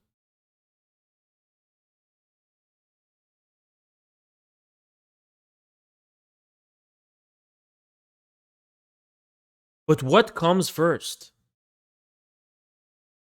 For example, what comes first? The government builds infrastructure, or the wilderness of the market comes first, and then government infrastructure steps in to help facilitate the result of that? There's no excuse for having homeless people because I don't care if they work or not.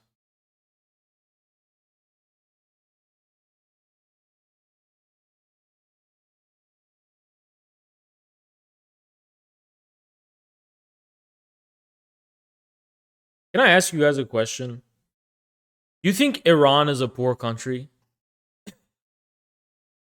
Shelter is fundamental. Yeah, but the form it takes is not. Is Iran a poor country? Of course it's a poor country. Is Iraq a poor country? Is Afghanistan a poor country? Of course they're poor. Okay. Are there any cities you can go to in Iran or Iraq that look like LA? Where people are just on the streets on drugs like zombies and shit?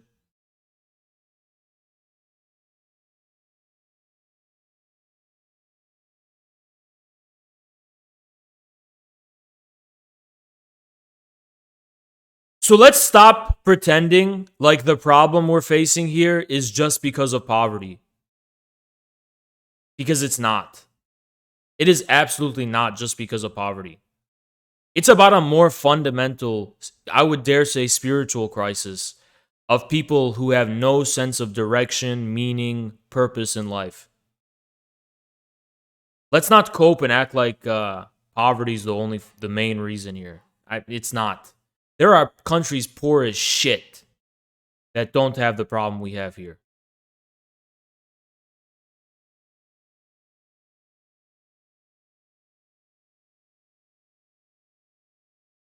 You want to know one of the big reasons for the homelessness crisis? I'll give you an example. Let me give you a story. I'll just give you a random story. I just pulled this out of my ass, right? You lived in a factory town where your dad, right out of high school, worked at a factory for 30 years. Then he lost his job. And then right out of high school, there were no jobs for you. And you basically had no path, right? So you start getting on drugs and this type of shit, and you lose will. You lose the will to live. And you become homeless. What's the cause? The cause isn't just that the cause is not just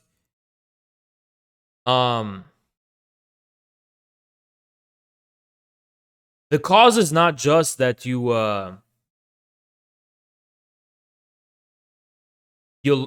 can't afford a house.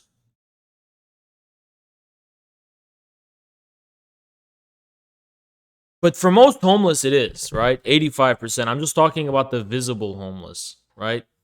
For 85% of homeless people, it really is that. But I think the solution to that, I think people really have to start thinking about government policy in relation to the economy a lot differently, because it's not as simple as just directly doing shit, right?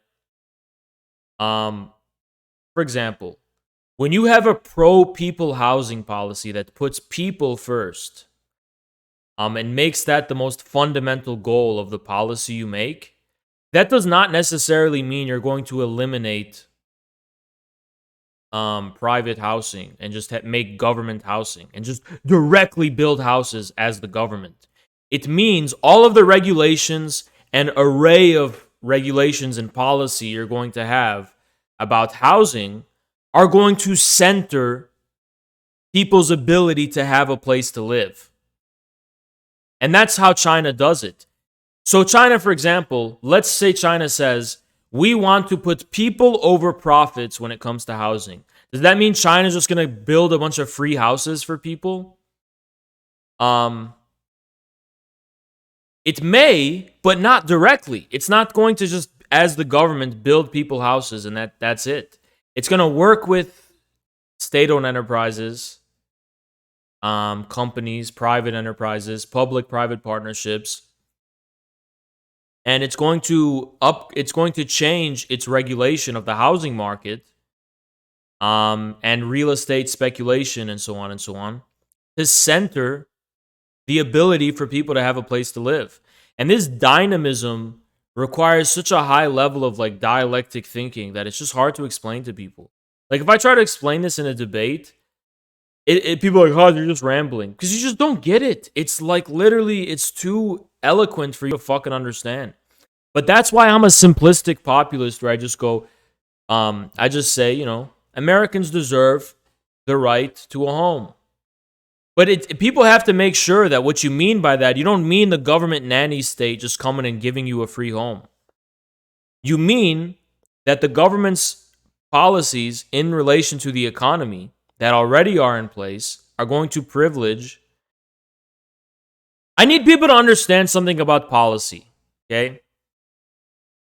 Policy is a bunch of complex, dumb bullshit. Policy doesn't matter. Policy is something you can get nerds to do, right? You get people, you need information, you need experts, you get them to do it. It's not the policy that defines the politics. It's the priority. Priority, not policy. If your priority is the people, your policies are all going to be organized around that end goal. So it's about the end goal. It's not about how you do it. How you do it is you can leave that to the nerds and you can leave that to the experts and they'll know how to deal with that shit. It's about the end goal. And that's a very important thing to understand. It is not about how. That is not what makes something socialism or communism or whatever. It's about the end. But just like with China, their goal is to alleviate poverty. That's the issue in America, right? Is the goal of the government to alleviate poverty and help the American people? They claim that's their goal. They claim they're kind of these socialists, but they're not. Their goal actually is to secure the power of the ruling class. To like work hard or whatever, you're not incentivized to fucking work hard right now, but yet you still do, right? I think I am, yeah. Well, what is your incentive? I want more than even my parents are willing to give me. Okay, but like you have been afforded a life of luxury because of who your parents are, and yet you still want more. That a lot of people strive for that, except they don't even have like their needs taken care of. I'm gonna go pee. I'll be right back.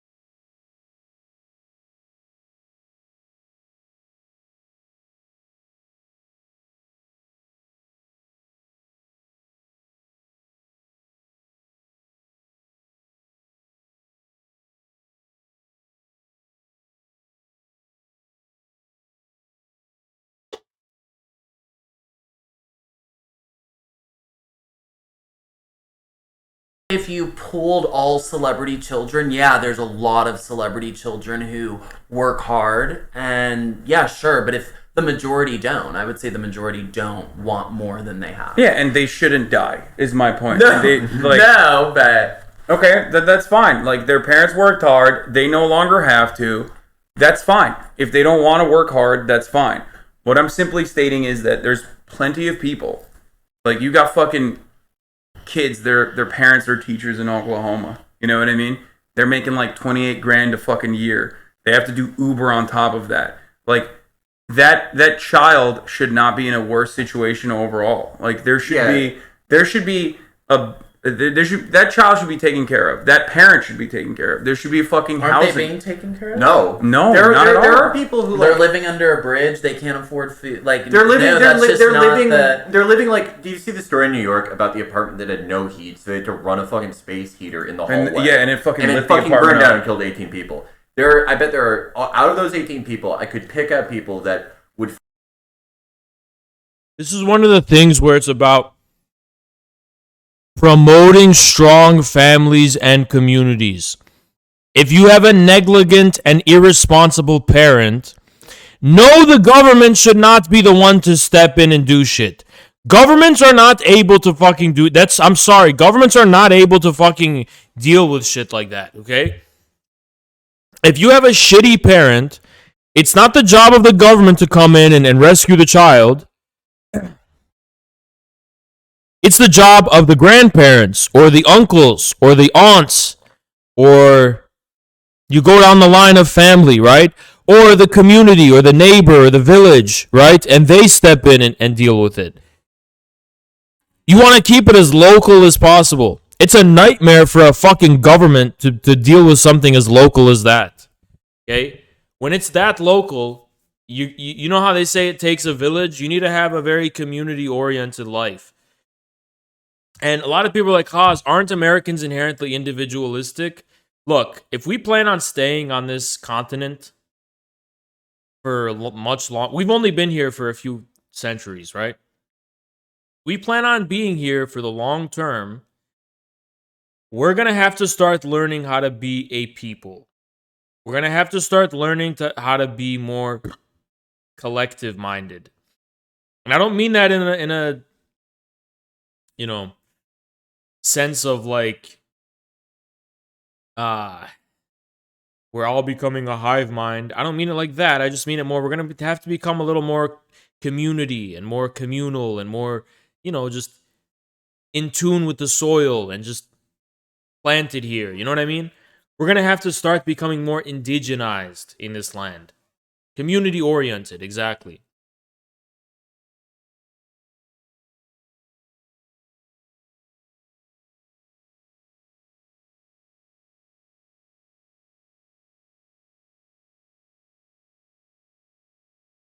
Which is literally every culture outside of America, by the way. Fit your benchmark of someone who's doing everything right, who's like doing what they're supposed to, whatever that means. You would find enough people, and they still got fucked because this is a brutal country, even for people who are ostensibly doing everything right. Yeah, plenty of people who work. Yeah, you're right, Sid. You're right. Super fucking hard. Most people, I would say, even that work super fucking hard, are never going to get above. They're never going to actually fucking reach financial security. Not because they haven't worked hard enough or smart enough, but simply because they're fucking spawn point. Like they were born into they got fucked. They were born into an immigrant family, or they were born.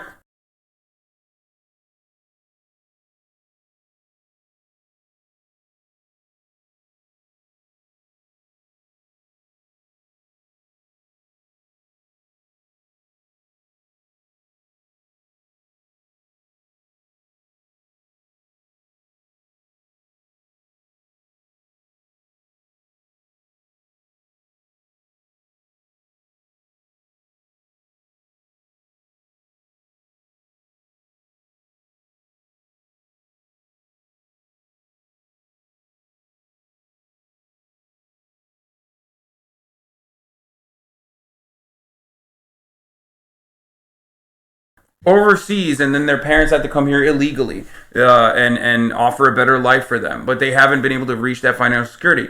that budget shortfall is built into their existence. There's nothing you can do about it. And the unfortunate reality is like, look, I come from a relatively affluent background. You come from a very affluent background. So this is not something that you've probably encountered. But being poor, especially when I was living on my own, being poor is very expensive. I had to fucking do some crazy shit to be able to like get this amount of protein that I need to fucking.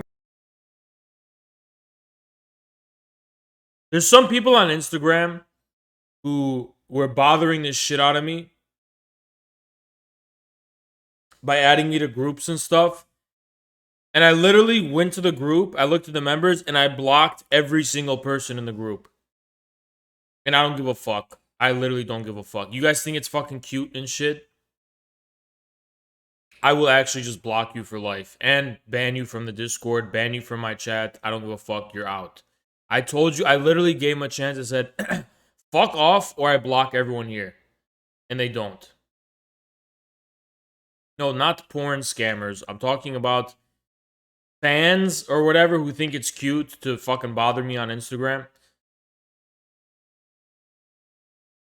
Consume after working out. Like I would get like expired chicken. You know what I mean? I lived in a fucking kitchen of a frat house. Not to say that like I made it so everyone else can or whatever the fuck. And I still had a fuckload of advantages in comparison to most other people that are in similar circumstances. But I know for a fact that like there are so many people who aren't able to get that leg up, that aren't able to ever reach any sort of point beyond financial insolvency because they had to fucking, they're saddled with debt. He's went to college. It's just so much worse how he's wearing this pink shirt.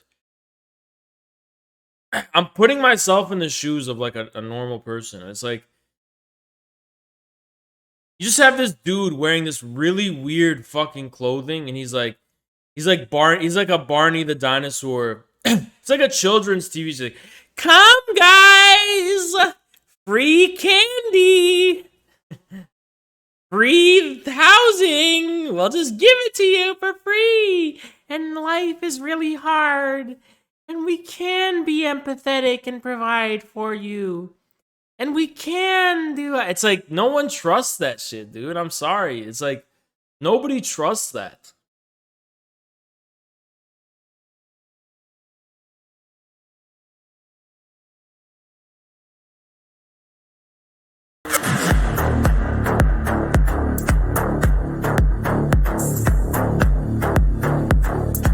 Yo, what up, Jackson? Yo, Jackson, guys, Jackson's gonna be debating Sam Cedar next Wednesday, and wow. As someone who knows behind the scenes type of shit, all I gotta say is this is not gonna be good for Sam Cedar.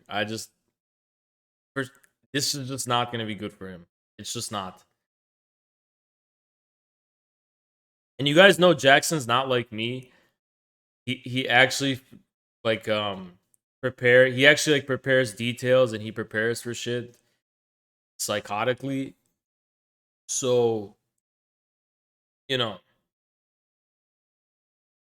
this is just not gonna work.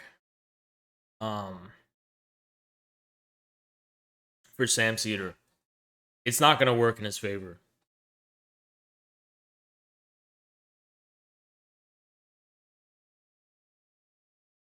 His own guests were begging Sam Cedar to not debate Jackson. So the woman who prepared Vosh, her name is Francesca. She sent Vosh the notes before the debate with Jackson, and she was on Sam Cedar's show. And Sam Cedar's like, "Yeah, I'll debate Jackson." She was like, "No, don't debate him." And the reason she said that is because she knows what Jackson can do, because she prepared Vosh against Jackson, and after she saw what Jackson did to Vosh, she's like, "No, Sam, don't do it, Sam."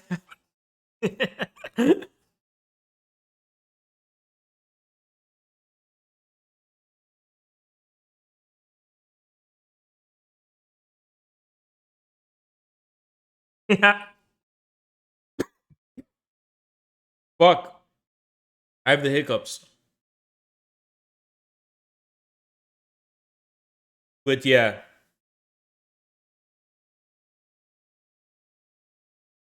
Yeah, preparing is what I do. Nobody does what I do, guys. I'm the guy who fucking took the LSAT cold. I'm the guy who takes tests without studying. Nobody does that shit. And by the way, I'm not saying I get A's. I get B's and C's because of that. But in my debates, I do well just because I draw from like vast knowledge of shit. And also, I guess, just logic or whatever, right? Philosophy, logic, whatever.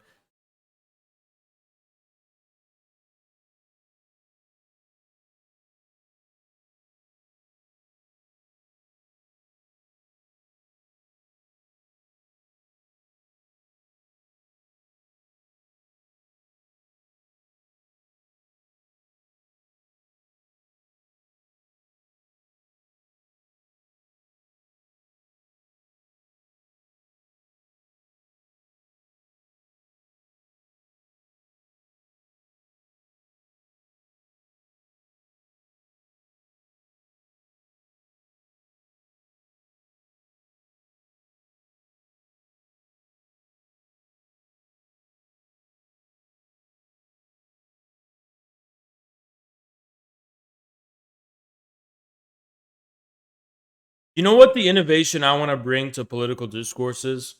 Talking about this Hassan video. I want a total divorce between rhetoric and policy. So when people say, what are some of the things we should do?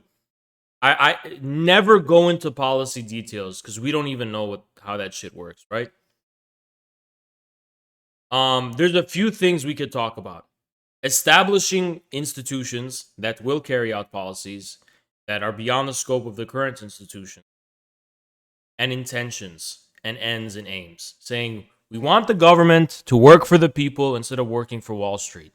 Now, how would they do that? Maybe we should have examples on hand. We'd be like, okay, for example, why did the government do this instead of this? But you're never gonna get to like one policy that just that encapsulates everything. And I gave up looking for that. I've pretty much given up looking for the one policy that's gonna be like, okay, 1,000 a month. Well, I say land reform because it's vague enough to encompass so many different things.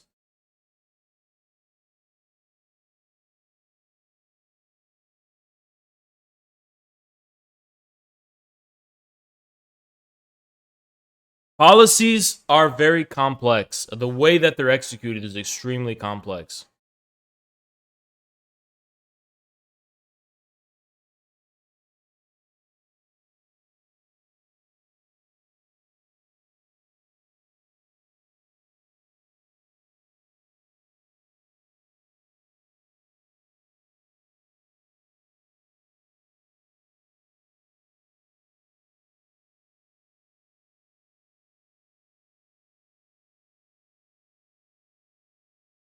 Caleb's 4 points.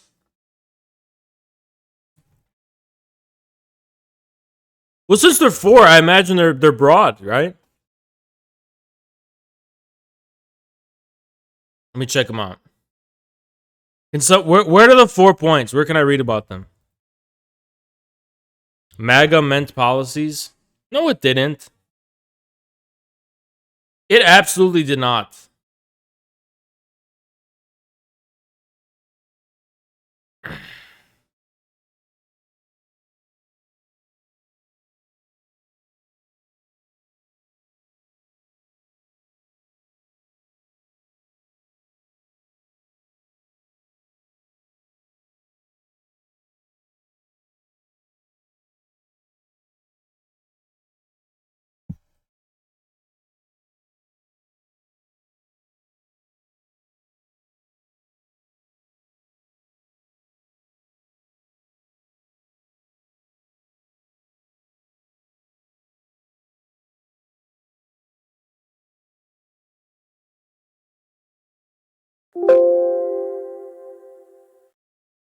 Massive infrastructure, Declare major interests of public commodities. Banking notes being head of state. Economic Bill of Rights. Oh yeah, the central bank thing is a really big one.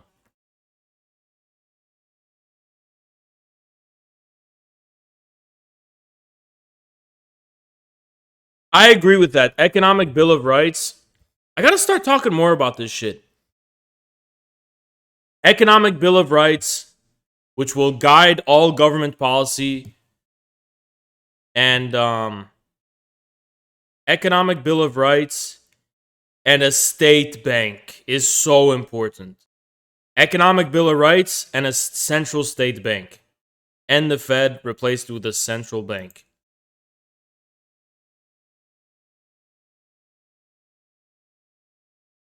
Hold on, I'm checking out Pesto Mime's link.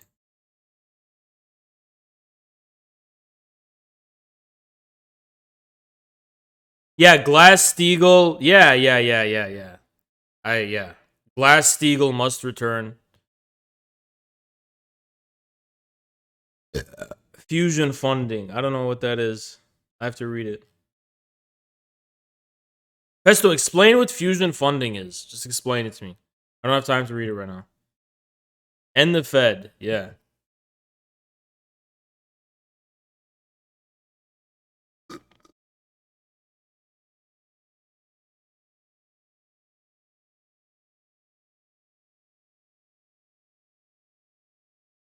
What's an American credit system? Is that just a state bank?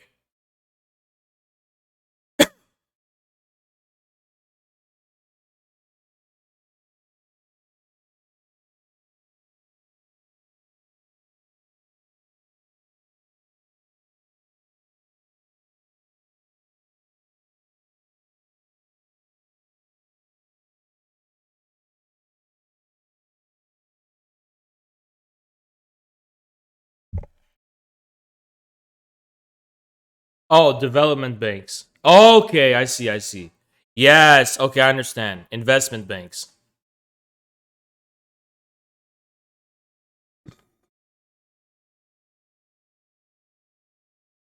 Oh, okay, I got you.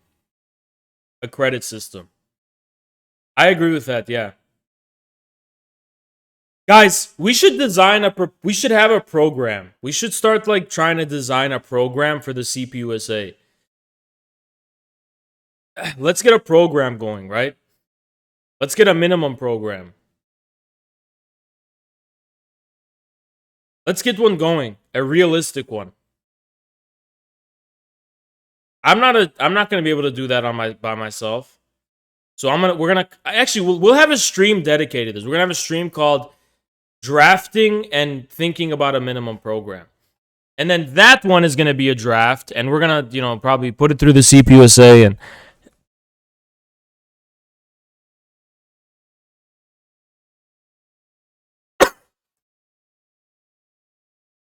my collective, half of them are not even Americans.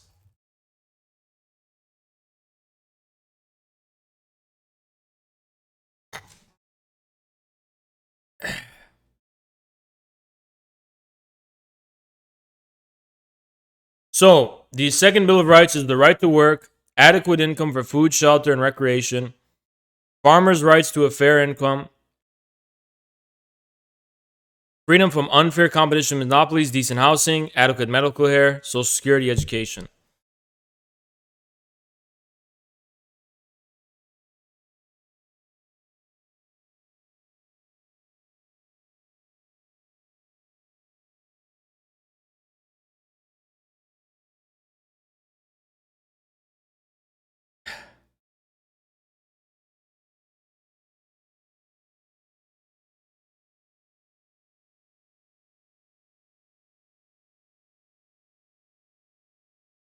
I just want to know, like, it's so weird. It's so fucking tragic in America. Since when did communism just start to be associated with bum shit? Since when did communism just start to mean bum shit?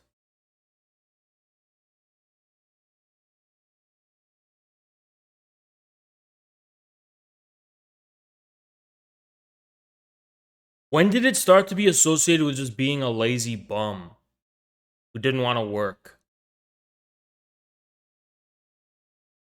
Fuck, that sucks so much.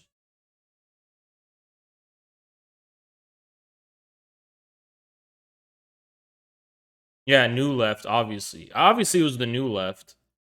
And the fucking hippies. And the hippies weren't even communists. And we fucking took the rap for them, too. Ain't that fucking something, huh? The hippies were not even communists. They were like, oh, I don't know if I like that they weren't even fucking communists. We just took the rap for the fucking hippies, even though they weren't even fucking signaling for us, you know?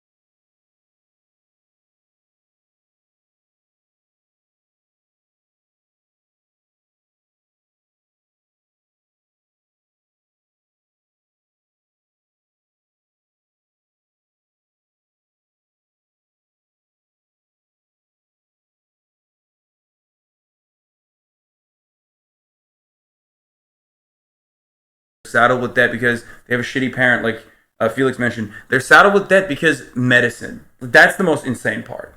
They're saddled with debt because they just, they don't have health care. So went to the hospital, some shit happened, and now they're fucked for the rest of their lives. That's insane. That's a bullshit system. That's not the wealthiest country on the planet. That's the worst country. Like, it's crazy how much we have and how much we could afford to do for our citizens, and yet we refuse to do so. It's bullshit.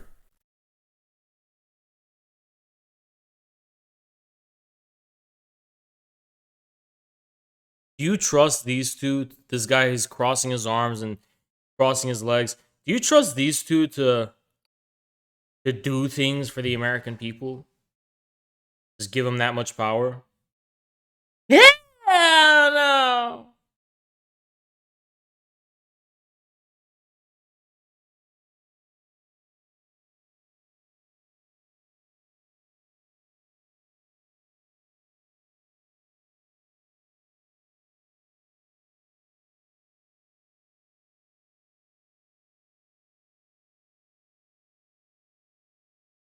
I hate the mentality behind it, like the AOC mentality. We can do so much more than what we're doing. We can be even more moral than. I will tell you the fucking problem with I will tell you the problem.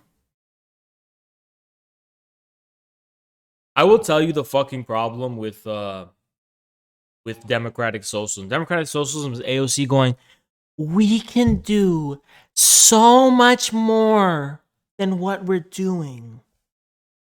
You want to know what communists say? What we are doing now is corrupt. You don't say, we could be doing so much more.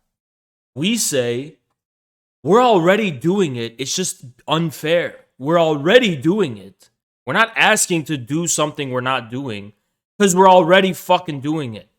And why do you guys think I hate you motherfuckers who had a problem with what I said? Even if you liked me and you took issue with what I said, I fucking hate you actually. Because I said we already live in socialism and all you fucking Marxist gatekeepers lost your shit. Fuck you guys. I fucking hate you guys. You put your fucking bullshit gatekeeping bullshit theory. You're not even right on the theory either. Before this fucking importance of good optics, you know? That's the whole fucking point. We already live in socialism. We're already doing it. We're not proposing the government do something that, you know what I mean? We're already doing shit. We're just doing it for the rich. I hate everyone who gave me pushback about that. Well, Hans, technically, I'm a Marxist-Leninist, and well, even then, you don't know what the fuck you don't know what the fuck you're talking about, and B, fuck you, you dogmatic fucking idiot.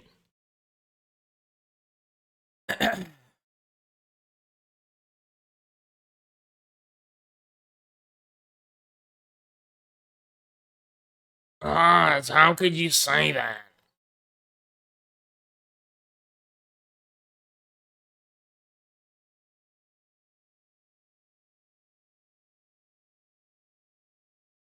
Hans, no, Hans.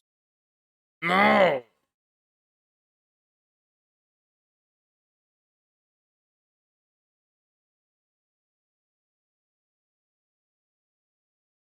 No, Hans. Homie. Bart? Bart Simpson? Lisa? I was gonna take Maggie out, but homie came home drunk.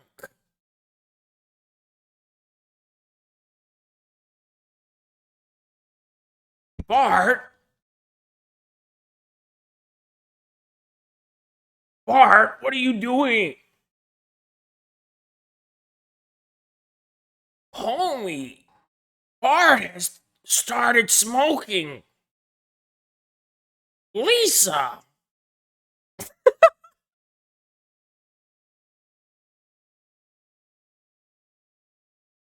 Lisa!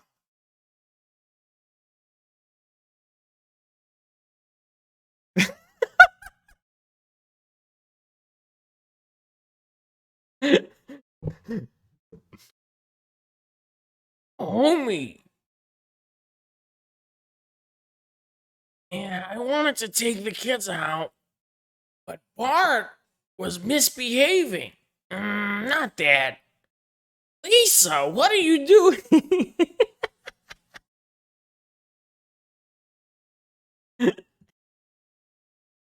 Oh, God.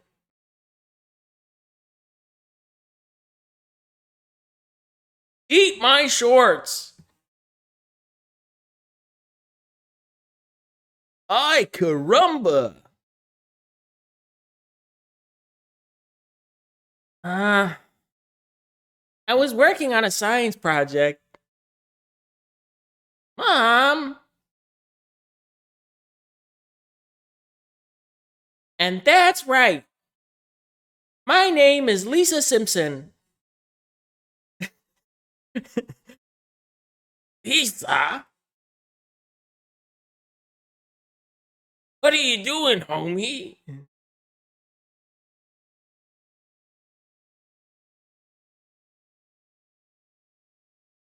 That was...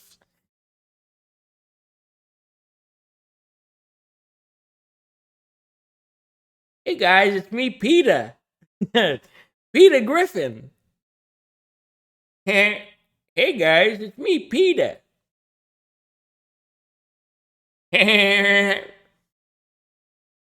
Meg? Holy crap, Lois!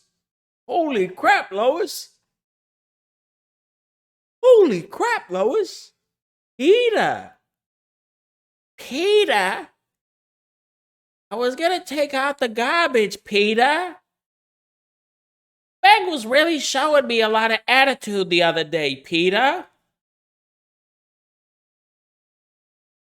Giggity giggity! Yeah, I was going on it.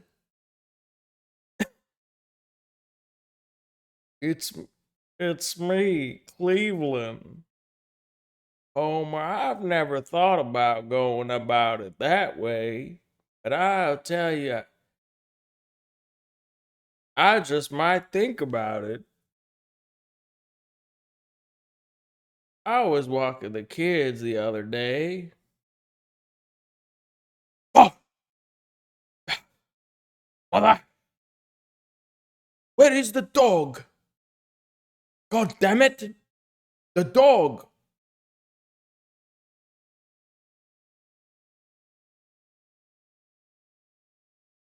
Ah! You fool!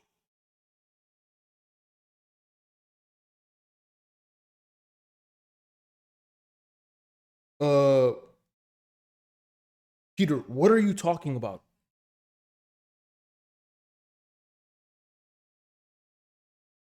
Lois, I didn't mean it, but you have to do the right thing. Oh my God, Mom, I hate you.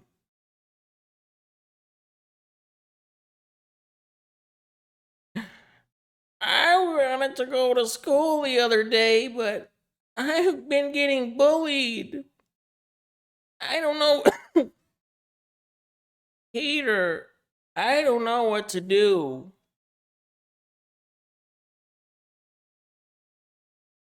Chris, why don't you come on over, Chris? That's right, you can mow my lawn. Here, I never thought about it in a million years. I was just watching Mr. Girl the other day, Chris. And that's what's going on Twitch. I made my first Twitch account. Chris, you watch Twitch? I've been watching Mr. Girl quite a few times. Oh.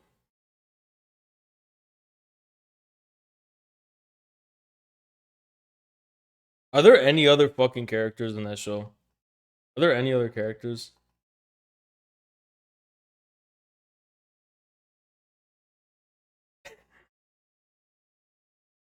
Joe Sims is not in the show. Oh, Joe Swanson. That guy is. Whoa. Hey, Peter, I thought we should go out for some drinks. Well, you can never tell with these scumbags. And over here. We should go out for some beers the other day. I never would have thought about it in a million years. Lock and load.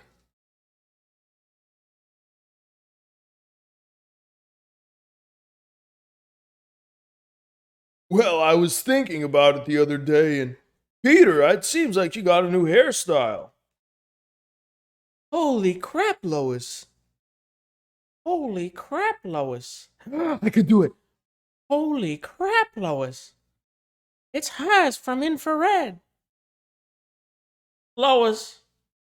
Holy crap, Lois. I walked around. It's me, Peter. Peter Griffin. God damn it, I've had enough of it. God damn it, I've had enough of it. Fuck, I can't do it. Holy crap, Lois. It's Haz from Infrared. This reminds me of that one time when I debated Vosh.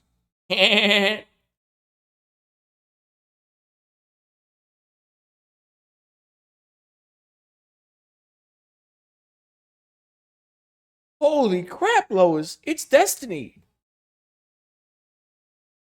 Holy crap, Lois.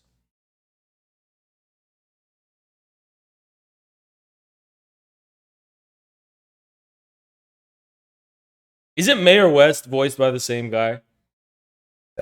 He sounds the same way. Mayor West sounds the same way.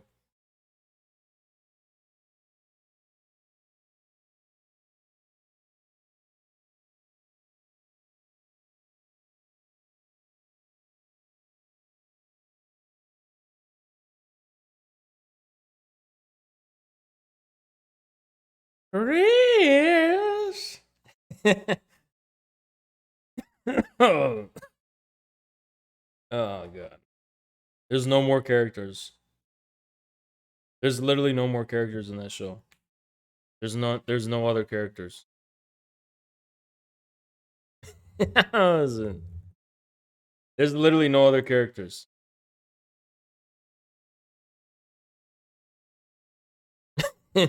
There's none.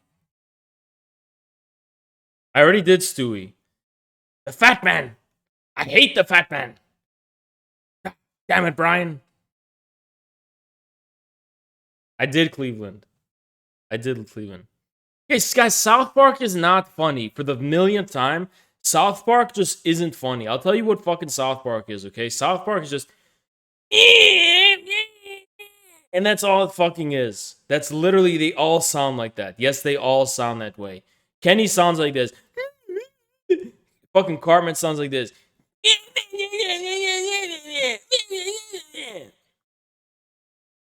That's all they fucking sound like. And that's all fucking South Park is. South Park is fucking lazy and soulless. Every character in Family Guy has personality. Everyone in South Park just goes.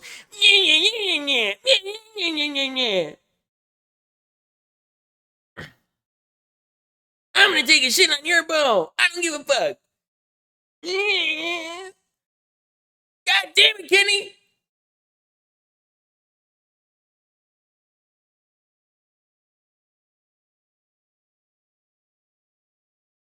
You better respect my authority.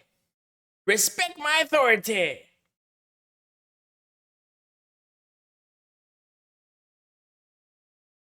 I never watched King of the Hill.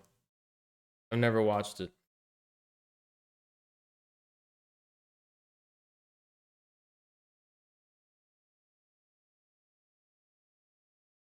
I've never watched Rick and Morty either. I've never watched that shit. I've only watched fucking the classics.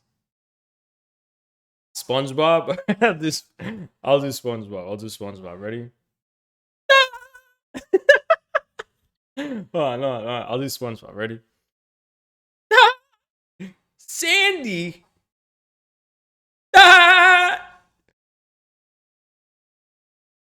Sandy! Mr. Krabs! We're going around town.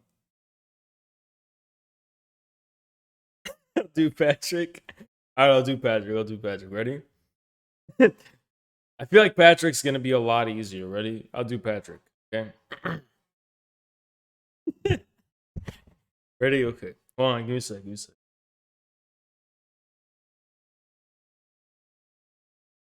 I was ordering a Krabby Patty. Hey, Sandy. Think we can go get a Krabby Patty? Oh boy, 3 a.m.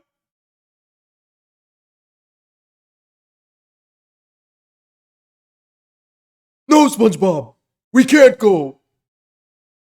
I don't want to. I'm scared. Squidward. What do you want? I'm playing my clarinet. SpongeBob, fuck off. Fuck off, SpongeBob. What do you know? Another day of hating my life. I happen to be the best clarinet player in all of Bikini Bottom. And I'm really good at what I do. Arr, money is the best thing that's ever happened in my life. Yar, SpongeBob.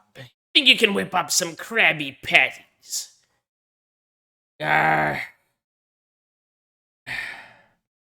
Me daughter Pearl, I'll tell you a scary story about the hash-slinging slasher.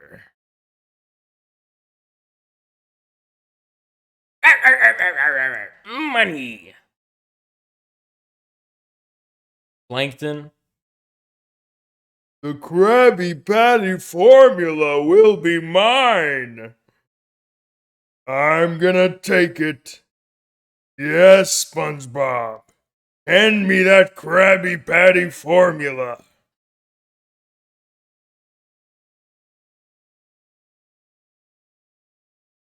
Wish I was back in Texas. The old dang bone that no. Wish I was that man.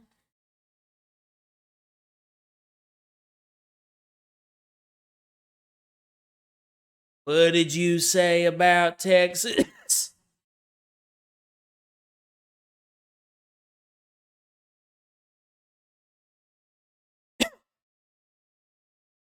Yeah, Sandy sounds like Hillary Clinton.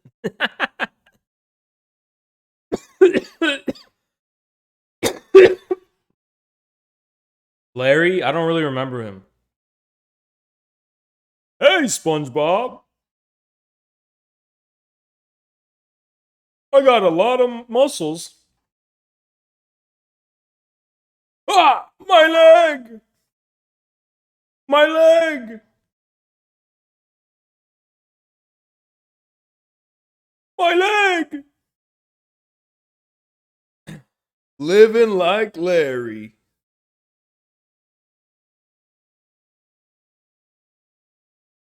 Huh. You just flow in from Stupid Town. All the 5-year-olds are like, I'm Stupid Town. I don't remember Ed and Eddie. I don't really remember it enough. I don't remember the voices for those. Any of the Cartoon Network shows, I don't remember their voices. Wish I was back in Texas. What is this, bro?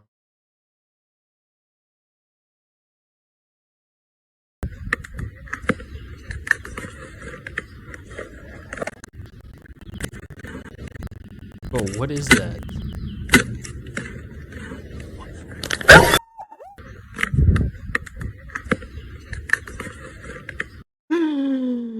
No, man. What the fuck?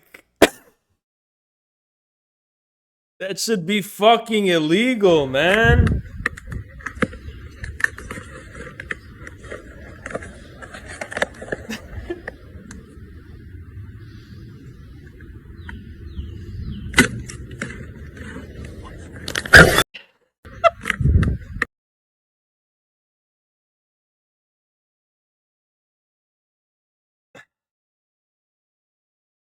Oh god, bro. What the fuck is that? What was that? Who the fuck linked that?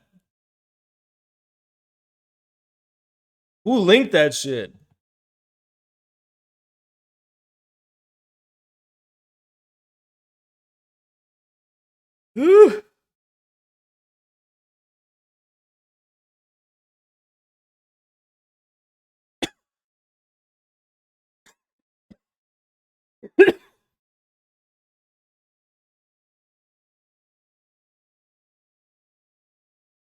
Oh my god, fucking spiders, bro. So fucked up, bro. That spider actually fucking jumped at him. That actually jumped at him. Are there tarantulas in LA?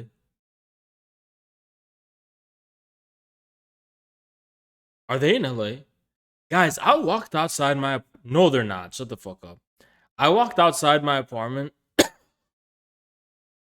I walked outside my apartment, and literally a raccoon the size of a dog just walks by. Runs by, I mean. Literally the size of a big dog. And it's a fucking. It's literally a raccoon the size of a dog running across me. And I just said, what the fuck is this city, man? They're just big as hell. They're mutating in LA. They mutated. They got so big here. Then they are escaped pets. Tarantulas are harmless. Tarantulas are not harmless. Tarantulas are not fucking harmless. They're fucking satanic creatures that should be destroyed, and legally speaking. But they are satanic evil creatures, and they're inherently evil and ugly. Tarantulas are inherently evil and ugly, and there should be a government policy of burning all tarantulas. They look ugly and they look disgusting, and that's all I need. A fucking bug should not be that big. That's actually offensive. It should not be that fucking big. I don't fucking care. It should not be that big. That is fucking disgusting. That is actually disgusting. That a fucking bug is that big. I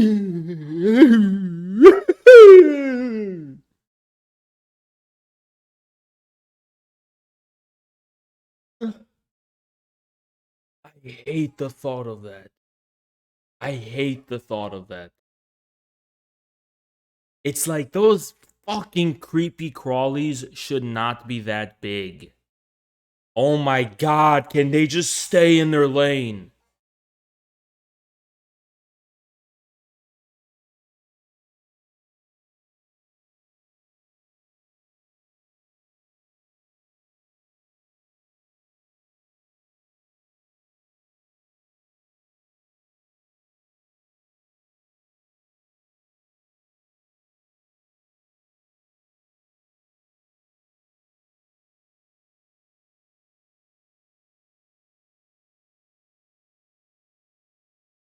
It's so offensive that spiders exist.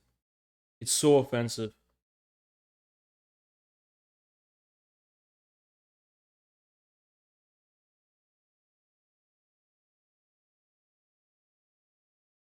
It's not a lizard. It's not a mammal. It's not a fish. It's a fucking bug that's that big. That's a problem. Snakes are not.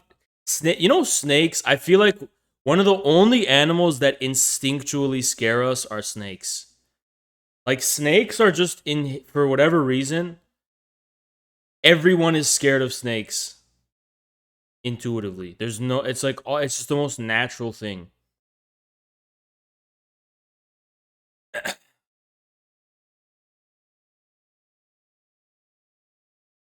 Snakes are based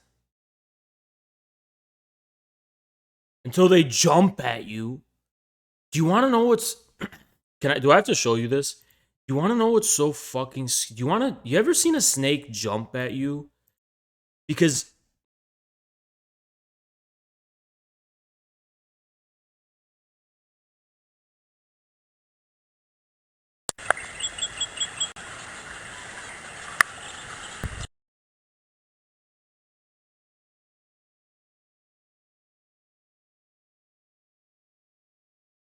you guys like snakes, right?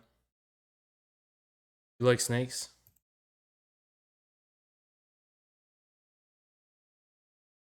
You guys like snakes, right? You like them, right? You like them? Alright. Check this snake out.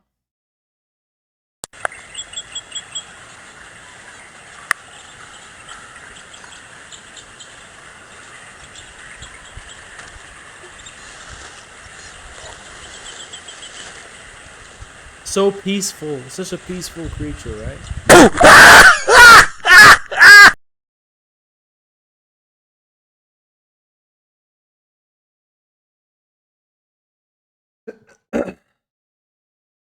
And that's why I fucking hate snakes. And that's why I fucking can't stand them.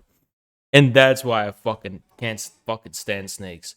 That's why I fucking can't stand them.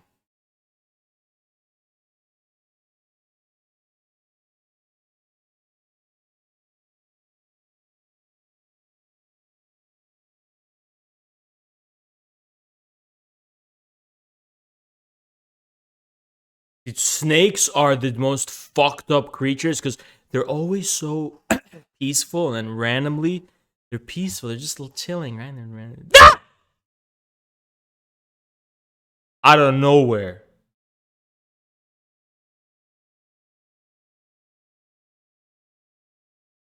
Out of nowhere.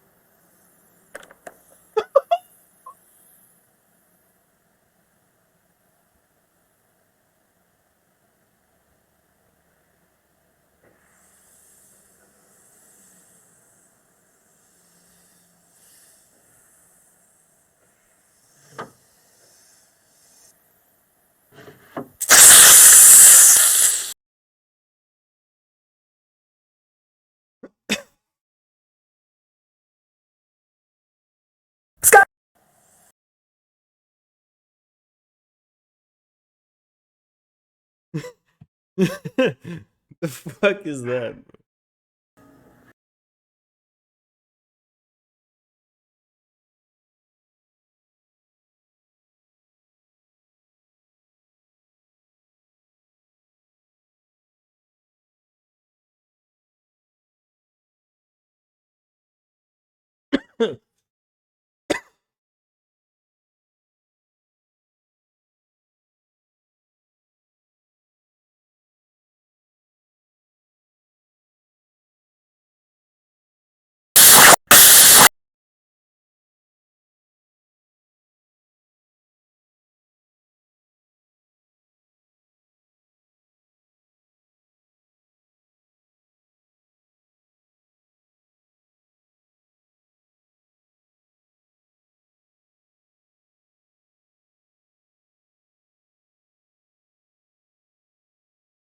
I hate snakes, bro. I hate them.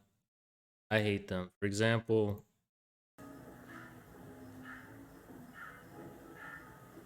so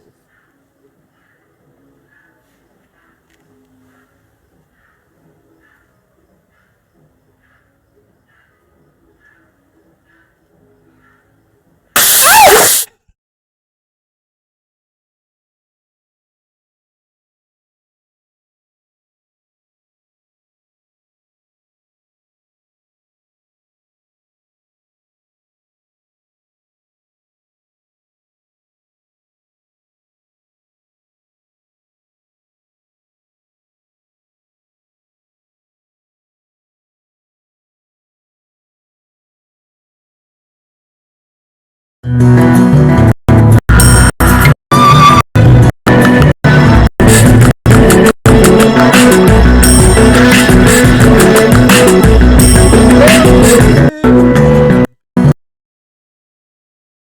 want to know why I hate snakes? This is why.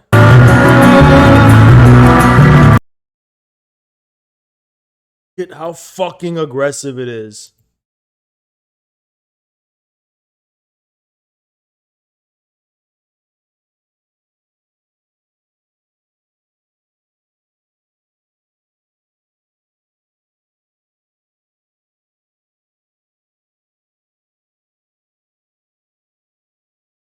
There's so much like life in that fucking snake. It's evil.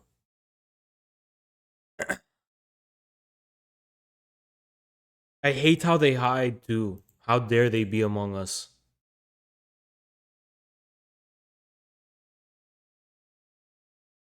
Here's Jose. When's the fight with Dylan Burns? You fucking peanut gallery idiot. Get the fuck out of my fucking chat. You'll know when you know. It'll be announced when it's fucking announced.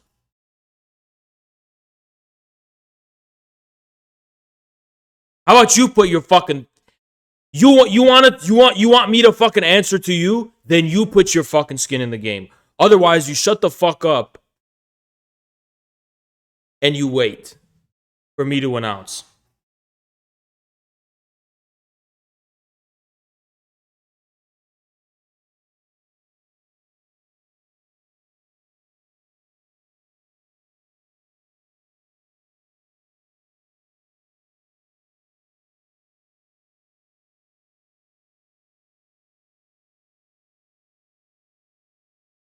And by the way, that's the last and only celebrity fight I'm gonna fucking do.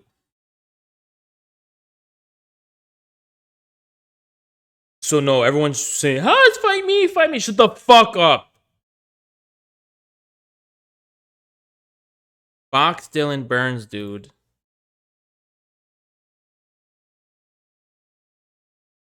There's nothing. You are not a man. You're not a fucking man if you're in the fucking peanut gallery for another man's fucking fight. You're not a fucking man. You're not a fucking man. You'll never be one. You'll never fucking be one.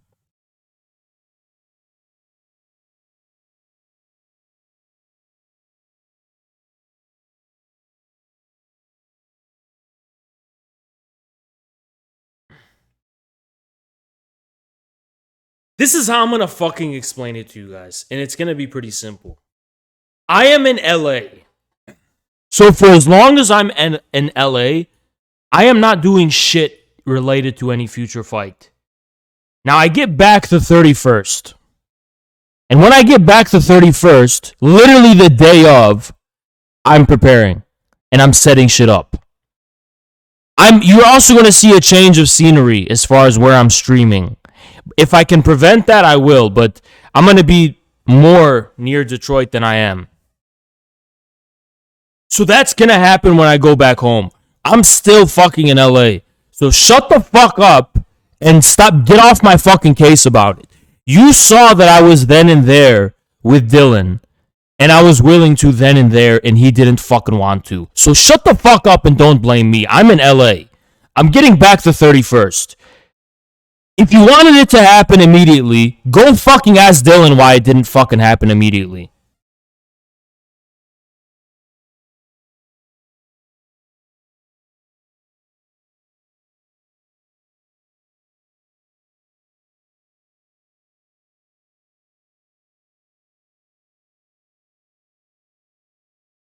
The thing you're asking for, which is the sports match, that takes fucking time to set up. It takes logistics. You gotta set that shit up. You don't just fucking jump into that. The fight is something Dylan ran away from. So the thing you're looking for, you're gonna have to wait. So shut the fuck up and stop asking me when.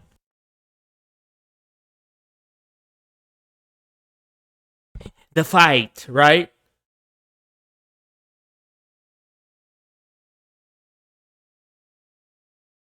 This is why I fucking hate snakes, by the way.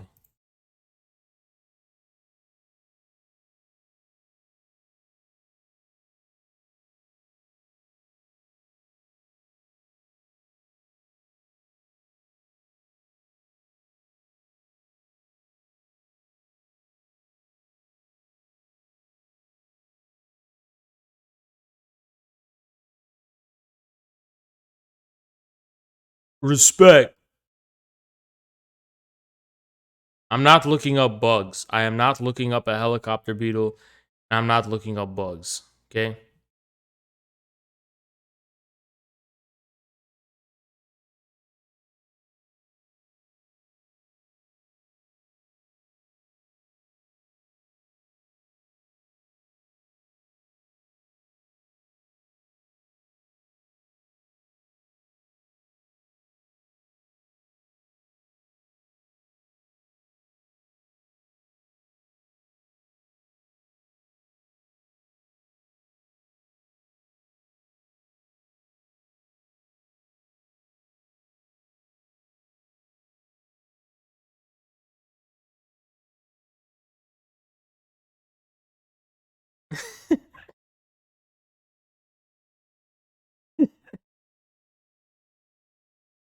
All right. I'm showing you guys a video. Ready? I'm gonna show you guys a video. It's called Video Jump Scare. So you know what that means, right?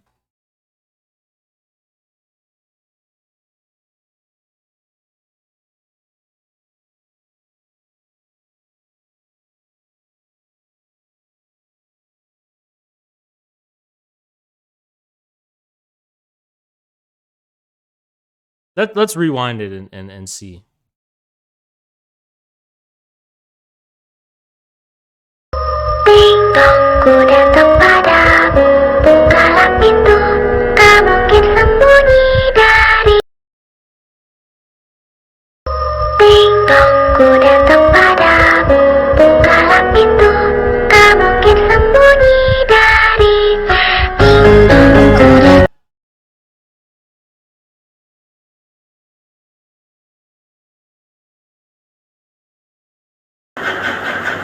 I don't know what this is. TOS. There's TOS. Is there? Guys, this one's super scary. This one's super scary. I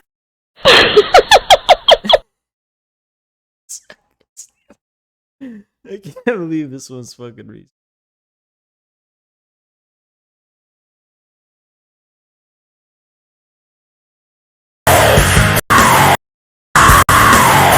Guys, if there's like practical effects that look like scary, the cuts and shit, is that considered TOS? Am I allowed to show that?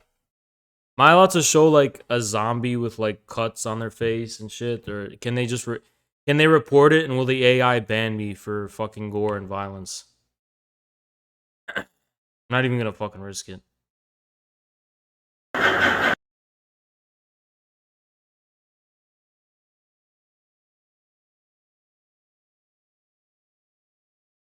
Mods, if you saw that, can you ban that from the fucking chat?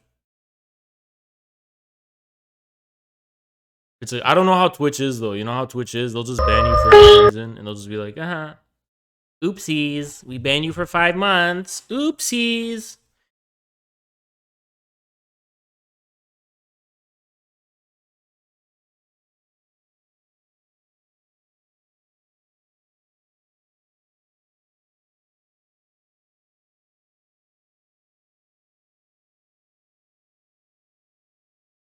Let me get my charger for my phone.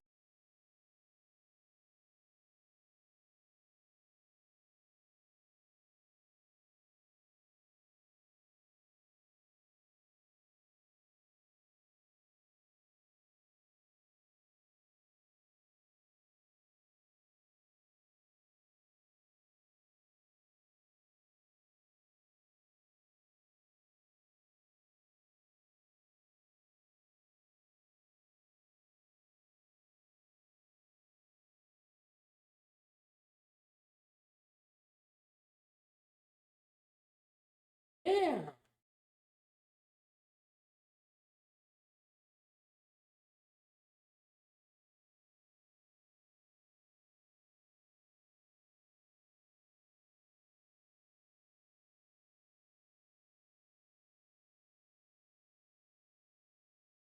I like how all the viewers left because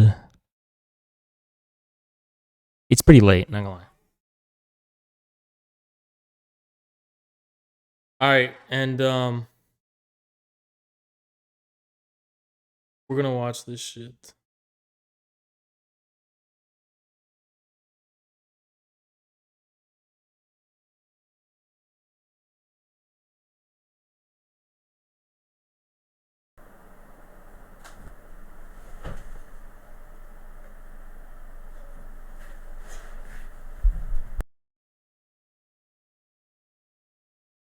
How's Zerka doing? He can't really talk.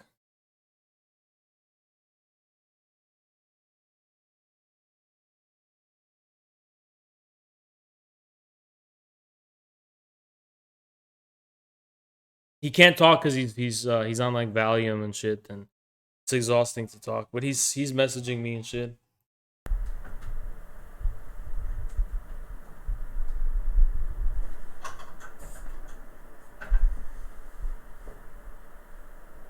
Are you waiting for me to say something, or am I waiting for you to say something?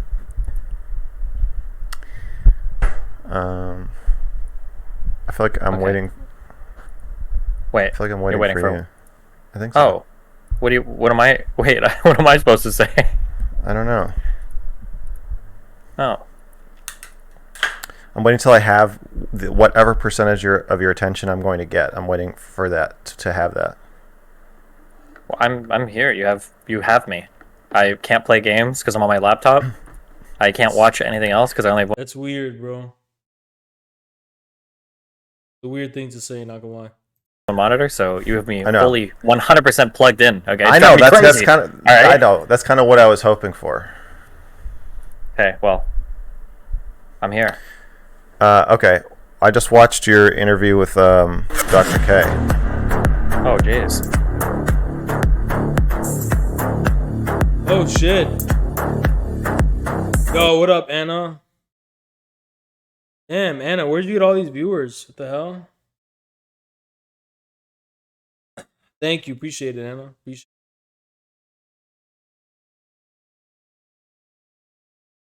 Appreciate it. I'm gonna catch myself up to speed. Okay, I feel like we have a lot to talk about.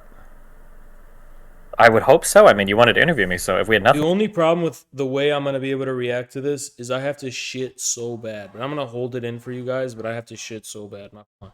to talk about that'd be pretty fucking awkward, huh? Yes. Uh-huh.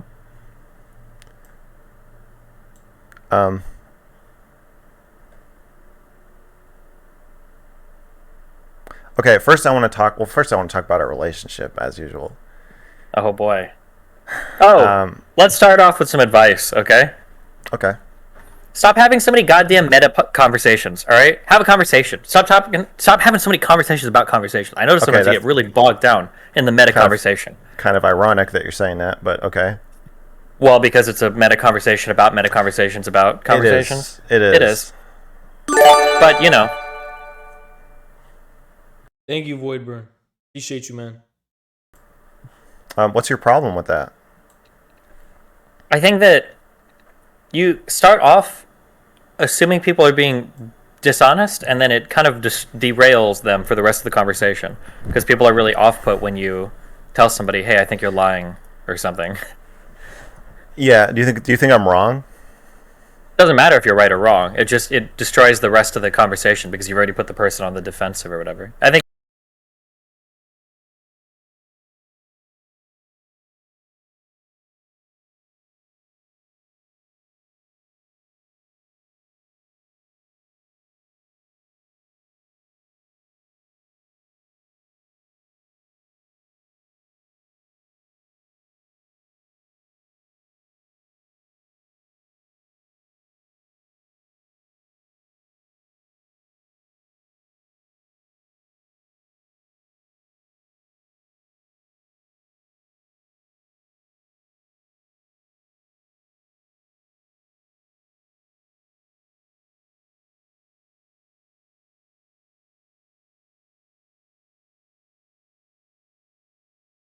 I think that if you have the impression that somebody is lying, I think it's good to work your way around through to that so that you kind of both can arrive at that together. You know what's weird about Mr. Girl is that he cares. You know how I am?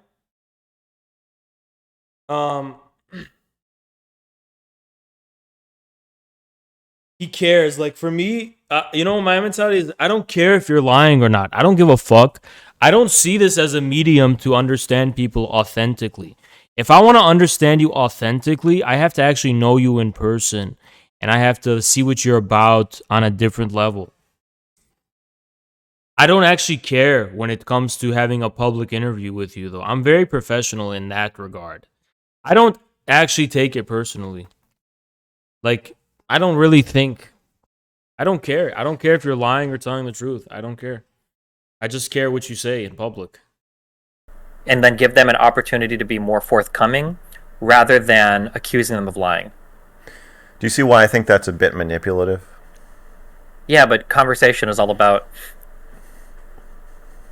manipulation. To some extent. I know you think that, but I don't like to do it that way. Okay. That's fine. Although Okay.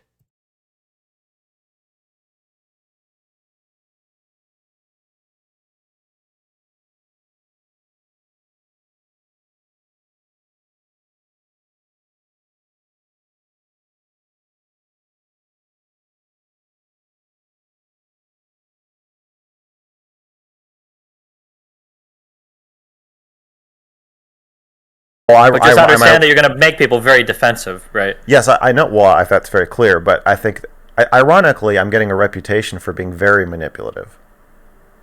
Yeah. And you have a reputation for being very not manipulative, and yet you're telling me to be more manipulative.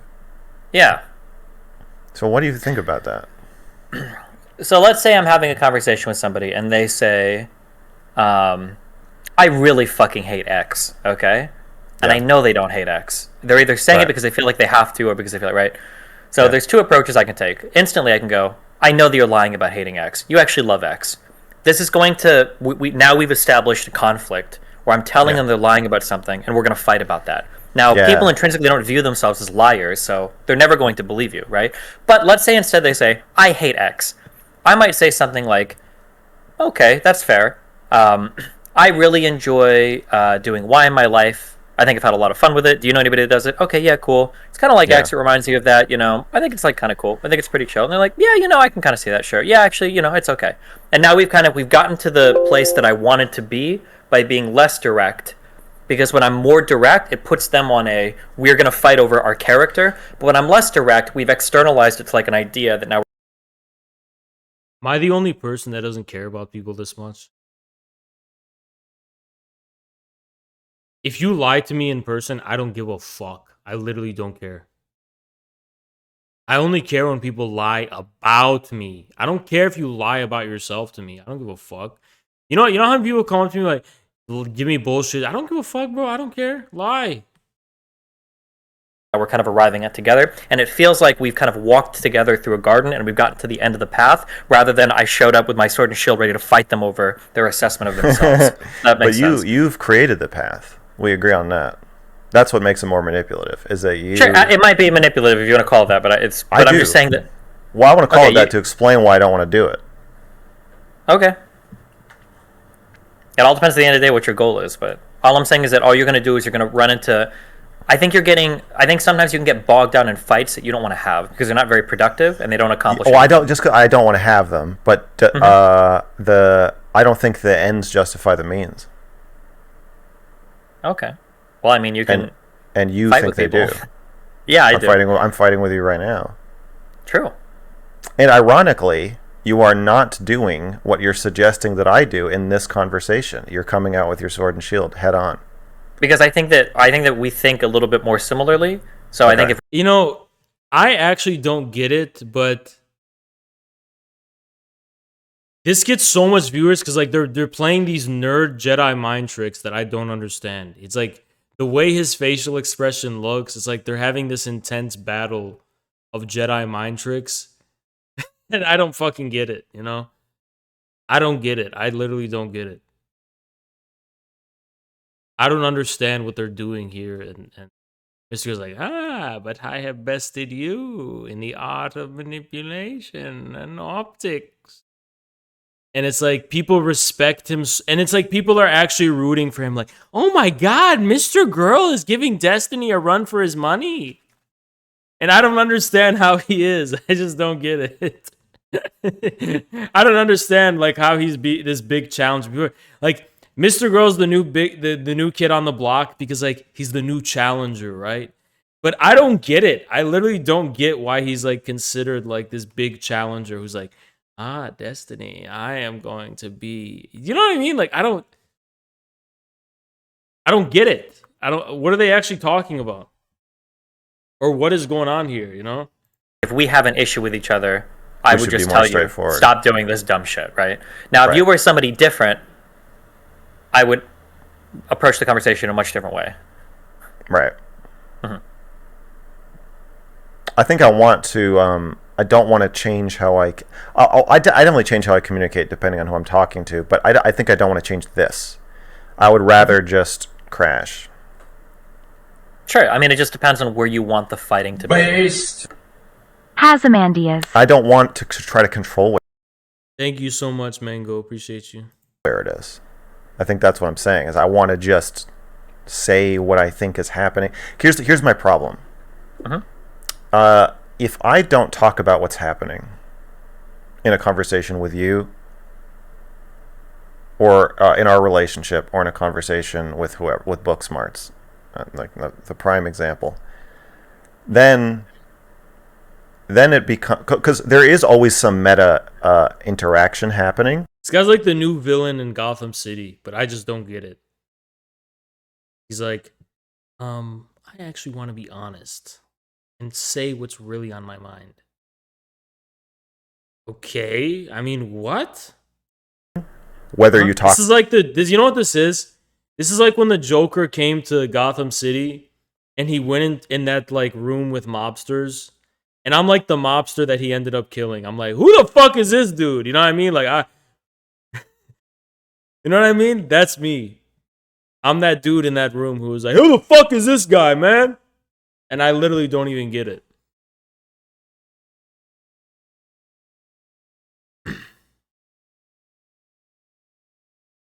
Talk about it or not. And what you're saying is, I should only acknowledge the topical surface part, and then also just win the meta conversation. Like, win the meta art. If they start trying to push me around in subtle ways, don't talk about it. Just win that fight that's unspoken, and then also participate in the main topic.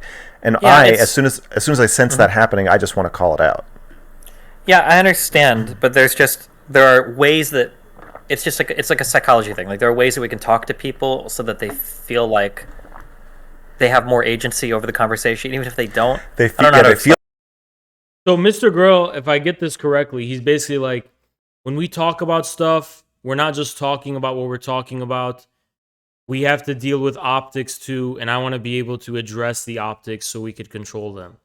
Which is really weird because it's so hypocritical how he has a following, because his following, how charitable are they when it comes to my optics? Do they ever think critically about the optics they're throwing on me and about how maybe that, you know what I mean? Like, he doesn't want to be responsible for his optics. I have to be responsible for my fucking optics. I have to just sit there and fucking take it. But he gets to sit here with his shirt and be like, I can transcend optics by talking about them. But when I talk about optics, it's cope. How come this guy, when he talks about this meta-narrative optics shit, it's not copium? Why doesn't the chat spam cope when he does it? Why doesn't the fucking chat spam cope when he meta-narrativizes? When he talks about the meta conversation, why doesn't the chat spam copium? Because they're fucking nerd, liar, hypocrites. They attack me because they're nerds.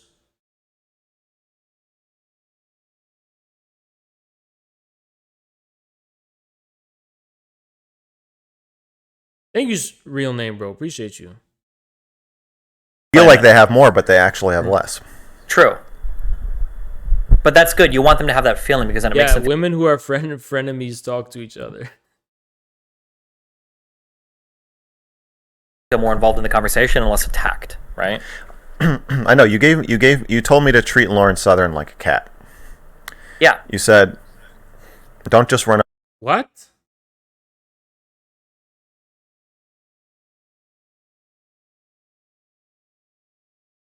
It's so weird, bro. It ain't that deep. Up and start rubbing her belly, which is what I did. Uh-huh. But my problem with that is that I think it's unethical. Really? Yeah, especially if I'm talking to somebody who may end up saying something about themselves, possibly being radicalized and killing people or trying to kill migrants, like anything where they might, because she's not a cat. Like, if the shit I talk about with people can be very heavy and dark, and I think that I need to be as transparent as humanly possible. This is the only dude whose clout will not get him pussy. Bro, you know the fucking level I would be on at this many views?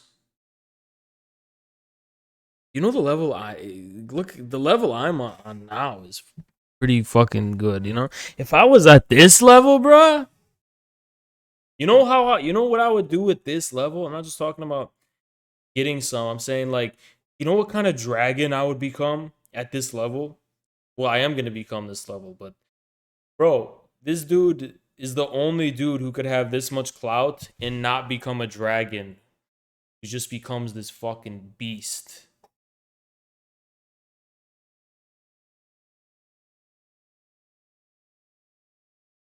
Those conversations to do it ethically. I think it would be wrong to give Lauren Southern a false sense of security that I'm not going to judge you. You know, we're just talking, and can you just kind of see how we get here? And then when she looks back at the path and she realizes, oh, you've led me down this. I mean, that's basically what Booksmarts did to me. He got me to show him my belly, but I was wrong to do so. He tricked me. That's why I got so mad at him. Because then Is afterwards that one worth watching? Him versus Booksmart? 'Cause I don't know what the fuck that one is. he stuck a knife in it. And if he had come at Okay. me with the sword and shield, then I would have been like, okay, great, he's going to come with the sword and shield. I know that he's going to attack me after this conversation, blah, Sure. blah. But he came at me with trying to get me to roll over, and then he knifed me. Okay. And I don't want to do that. Sometimes Nathan would engage. So you want to be able to control optics and not have to be responsible for your optics. Why should what is this, bro? This is an entitled mentality. What if I said that about Destiny? I was like, bro, Destiny, when you showed me that picture and you said this was your wife and you asked me if she was pretty, and I was like, yeah. And then you were like, she's 16. I really didn't like how you did that. Like, bro, that's just what happens, you know? That's just what happens. In behavior that I think is bad. So let's say that Nathan takes something from somebody. He's not sharing a toy or he's not sharing a game well. Okay. I might, with Is Nathan your son? Yes, sorry. Okay. My son. Okay. So I might with I Nathan. have a bad optic on Twitter. You know, I've seen you in my chat a lot. And you know what you are? You're a traitor. You're a traitor. The whole guerrilla army falls in line and backs me and lifts me up. And you join my enemy and spread harm to my morale because you repeat the fucking optics of my enemy. You think there's objective optics? It's an info war. You're a fucking traitor. You're a fucking traitor. And you think you can be neutral and objective when we're fighting an uphill fucking battle. Of course, when the fucking cards are stacked against me, you can sit here and fucking critique me because you're fucking resting upon the foundation built by my fucking enemies. You fucking... I would never call you a pussy, but I am gonna fucking ban you.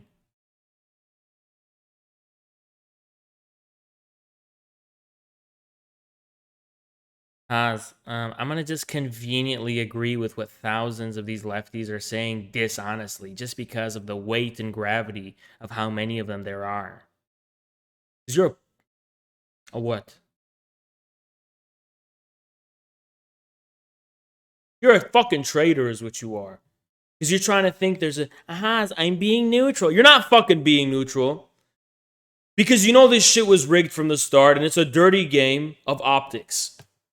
And you just fucked up by supporting my enemies. Nathan kind of talk him through, like, hey, Why do you think I banned Peter Wiley from this community? Why do you think I tell everyone you better unsubscribe from Peter Wiley? Why do you think I did that, huh? Because he did the same shit y'all are trying to do, is give me neutral feedback when the cards are fucking stacked against me in a non-neutral way. if I were to come in every time you were playing with a game and I were to take it from you, you probably wouldn't enjoy that very much, right? And I might try to have a conversation with him where I'm trying to get him to live the experience of like, well, if somebody took all of my stuff, it wouldn't be very fun.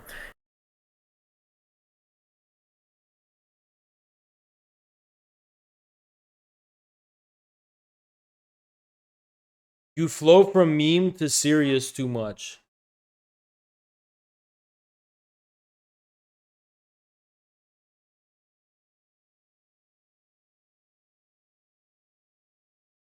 Who fucking cares? And nobody would want to play with you. Nobody would want to play with me. If I'm constantly taking your stuff and people would have a good time, then you wouldn't have a good time. And I might try to get him to experience through that. Like, okay, so maybe it's better to... You flow from, thank you, Ezio. Appreciate you. You flow from meme to serious too much. Peter Wiley's now an open hater. Of course he is. I don't give a fuck. Who's Peter Wiley when we got people like Talon and Black Lennon, etc. You know, especially Talon in his thumbnails is crazy. Who the fuck is Peter Wiley? You know, to share and not be taking things from people because it'll make sure everybody has a better experience. Or I could just say, Nathan, you need to share. You have trouble taking criticism because of your Napoleon complex. When I'm 5,000 viewers, you're gonna be banned from this. You're never getting unbanned. You're never getting unbanned. You just destroyed your whole credibility. forever. Stop being an idiot. I can be more direct. Now, I don't think it's unethical to go through the experiential route where I'm kind of like demonstrating. You think there's shit Marxists, hey, people who don't understand my style?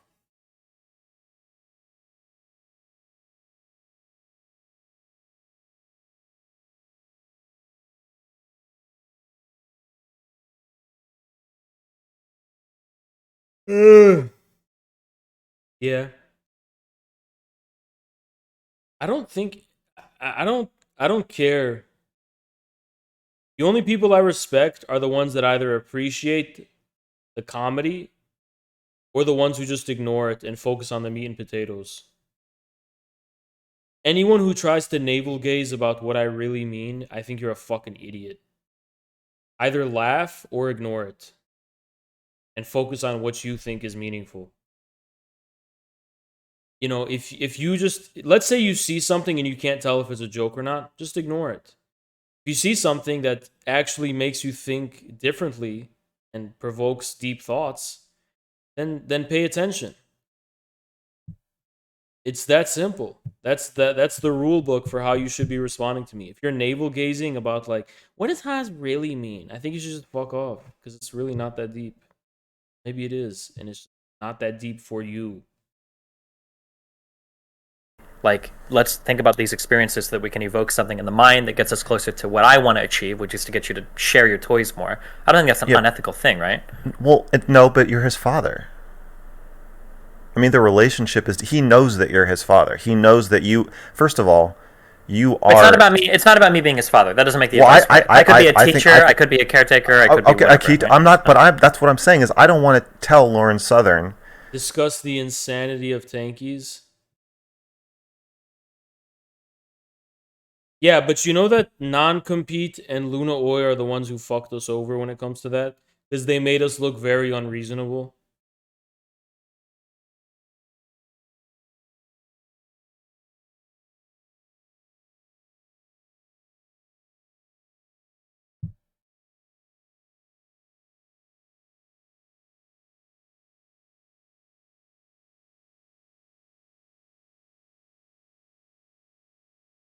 Those people are not tankies. We're tankies. What happened to your tank top? Holy fuck. Perps donated $40.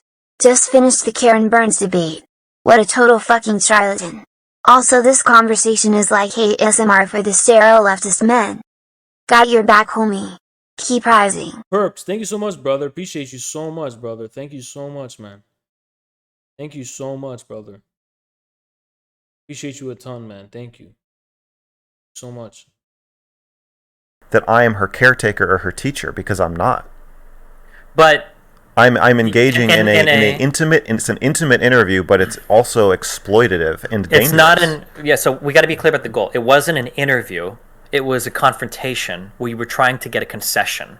So that gives you the power in that conversation. I don't agree. I don't agree. Okay. You're absolutely wrong. You disagree with me. Because you have nothing to lose in that conversation. You have nothing at stake. In that part of the conversation, we were talking about cuties too. But you've completely owned up to that. You're fine. This is another thing I think I told you, that you feel like you're doing one thing, but you're not. You're saying like, oh, well, we're both like, pedophiles and Nazis, LOL. You're totally squared away with that. You're good with that. You've processed that. You're open about it, and you've moved on from it. And you've integrated. No, you're not, dude. You look creepy as fuck. Still, to everyone, bro. I don't know what the fuck this is, man. That experience fully, right, into your existence. Lauren Southern clearly has not. So you don't have anything to lose there. It would be like, imagine if I were talking about like an incredibly sexually closed off like woman who's in like maybe Destiny knows what he's talking about because this guy gets so much views and apparently the viewers don't care. It's just, am I the only person who just thinks you don't look any less weird and creepy? You look really weird and fucking creepy from my people. Who are these viewers? Are these all just weirdo viewers? I mean, I don't know what the fuck this is, bro. I don't know what's going on in the world no more. I don't want those viewers, 30s and she's like a virgin, right? And I start saying like, oh, okay, like I really like jerking off to My Little Pony, right? Now I'm really open with my sexual experience. Now you can be open, right? It's not going to be the same for her. She's like, wait, hold on. I'm like, this is not... Okay, I may be in a better place to have a conversation about my controversies than she is. But that does not change the fact that the conversation was not set up as an interview. And it was not set up as a confrontation. Sure, it might not be. It became a confrontation, but I don't really care what it was set up as, but what it became was Lauren Southern was essentially on trial for something that she's done historically, and you were kind of like judge, jury, and executioner running that trial, where you were trying to get a concession from her, like, hey, I need you to admit that in a part of your life you were a fucking atrocious human being. So let's go ahead and get you to... I don't think that's what I said. I think I said I want you to answer these questions. And if the answer is you don't think you were an atrocious human being, that's fine. I just want you to have an answer or say that you don't want to talk about it. Yeah, but nobody's going to say they don't want to talk about it because then it sounds like they're making the concession all the same. If I were to ask you, do you think you're... turn your webcam on and start talking to me. Sure, but I'm just saying... This is what I'm talking about. I don't want to be pushed around. I don't want to be pushed around. It is. No. Because if I say in DMs, if I say, can we talk about our past controversies, including the migrant stuff, she says yes. So then we turn our cameras on and now we're talking. And then I say, okay, here are my questions about it, and she answers, and I say, well, I feel like you're being evasive. I don't think you're really answering. If she keeps evading at that point, unless I'm going to just be like let her off the hook and pretend that she has answered when she has not, which I don't want to do. She's trying to push me around. She's not trying to push you around. She's trying to dodge your aggression, is what it's perceived at from her point of view. No, but the aggression is only in response to her pushing me around. Yeah, but it's only in response. Because there's something she doesn't want. Because you have the power in that situation. You're trying to get a concession from her that she was a horrible person at one point in time. She's never made that concession. I'm not trying to get that concession from her. I'm trying to get her to answer the question. I need you to understand. Okay, hold on. I need you to understand how other people's minds work. Okay, I know how their minds work, but they're wrong. Okay, but it doesn't do anything to say that. When you're saying verbatim, right? This dude is so weird. What the fuck? I would have done anything like that, I would have thought I was a horrible person. When you say that, I don't know if you realize it, but you're by proxy making the accusation you were a horrible person. And I need you to say that. I need you to say that to me, that you were a horrible person. No. You are adding I need you to say that to me on there. That's not true. I'm adding it because that's the subtext. I have this conversation with people all the time. People constantly are like, I think your review was immoral and the things you say about cuties is horrible and it's a horrible thing to say. She said she literally told me that my review was immoral. But when she was not I don't take that to mean that I have to also think that. I can easily look away. I just need content to fill dead air right now. It's too late to review the CPUSA shit.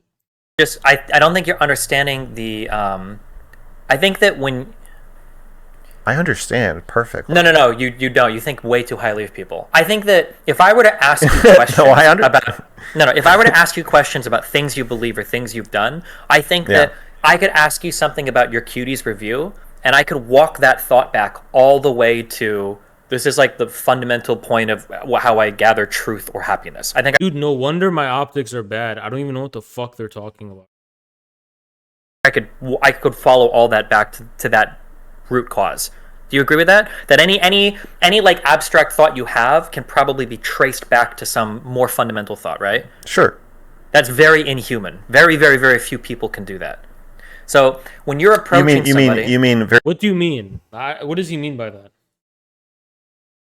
Very few people would be able to have that conversation and tie those things together to eventually. Very few, less than 1% of people could do that.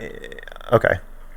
So when you're having a conversation with somebody and you're offering what looks like a weakness to somebody, it's not. You're 100% put together and ready to explore that. So when Lauren was lashing out at you and she was like, okay, well, why did you cover the Cuties review? You're sitting there like, and I've been in your position, so I'm empathizing, okay? But when she says that, that's almost like yeah, let's go there, because I've already explored that fully. Right. I can own every single part of that conversation. I've had them all before, and I can be fully confident every step of the way when we're talking about that. So her attacking you with that is not the same as you attacking her with the let's talk about the migrant thing, because clearly there's a lot of unresolved She has not stuff thought there. it. She has not thought Exactly, yeah. So there's a huge, even though this is what I was saying back.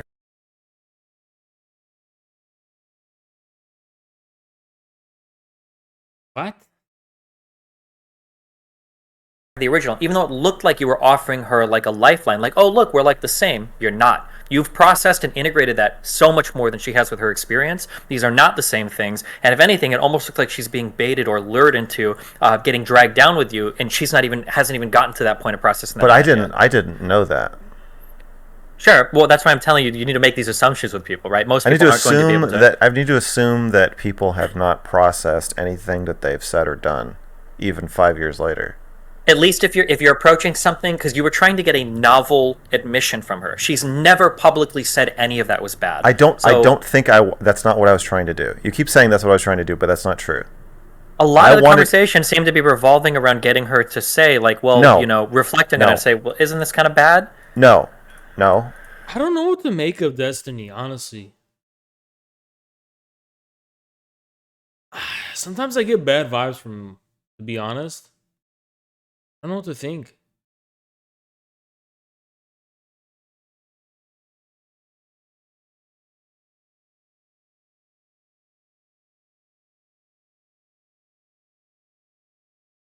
I just don't know what to think of him, I don't know. Reading him.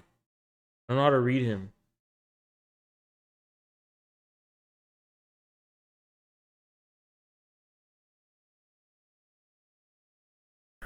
No. Okay. It felt like that. I think she felt like that. Mm-hmm. I'm sure she did, but here's what she felt like that because because I don't even think you guys know what I'm fucking talking about, because you guys are talking about, like, what do I make of him politically or whatever. I'm not talking about that. I'm talking about, like, what kind of person is he? That's what I'm trying to say. Like, I always try to read people. It's hard. I don't know.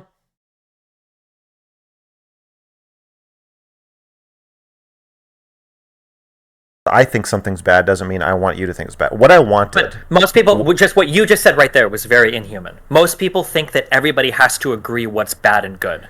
I know, but the reason she agreed to talk to me in the first place, I assume, is because she knows that I don't operate that way. So we do have some basis. Nobody knows that. So again, from personal relationship experience, friendship, you can say that you operate a certain way. Nobody believes you. Nobody will believe you until it comes to a point to where it's tested, and then people are going to treat you like a monster or like you're inhuman. Nobody believes you are the way you are until they've had first-hand experience with it, no matter how you say it. That's just absolutely true. So even if you say something like, hey, I'm very honest and I explore conversations... So why do you think she agreed to talk to me, then? Probably because she genuinely finds your mind interesting, and she didn't know that she was going to have to defend her past that much. Is Book Smarts saying shit in my chat? Bro, I think the lack of check mark, it makes it really hard to note your relevance. What is he saying?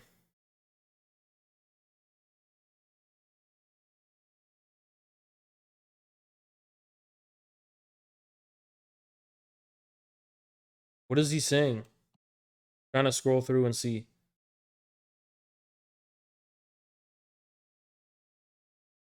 He's saying I'm platforming Mr. Girl.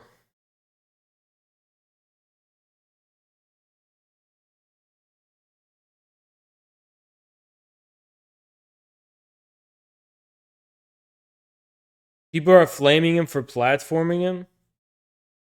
Bro, I was gonna debate him, so I don't see why that's a fucking debate. I was gonna debate him.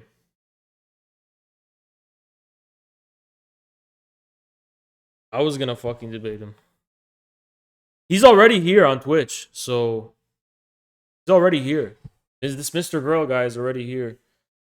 Fortunately.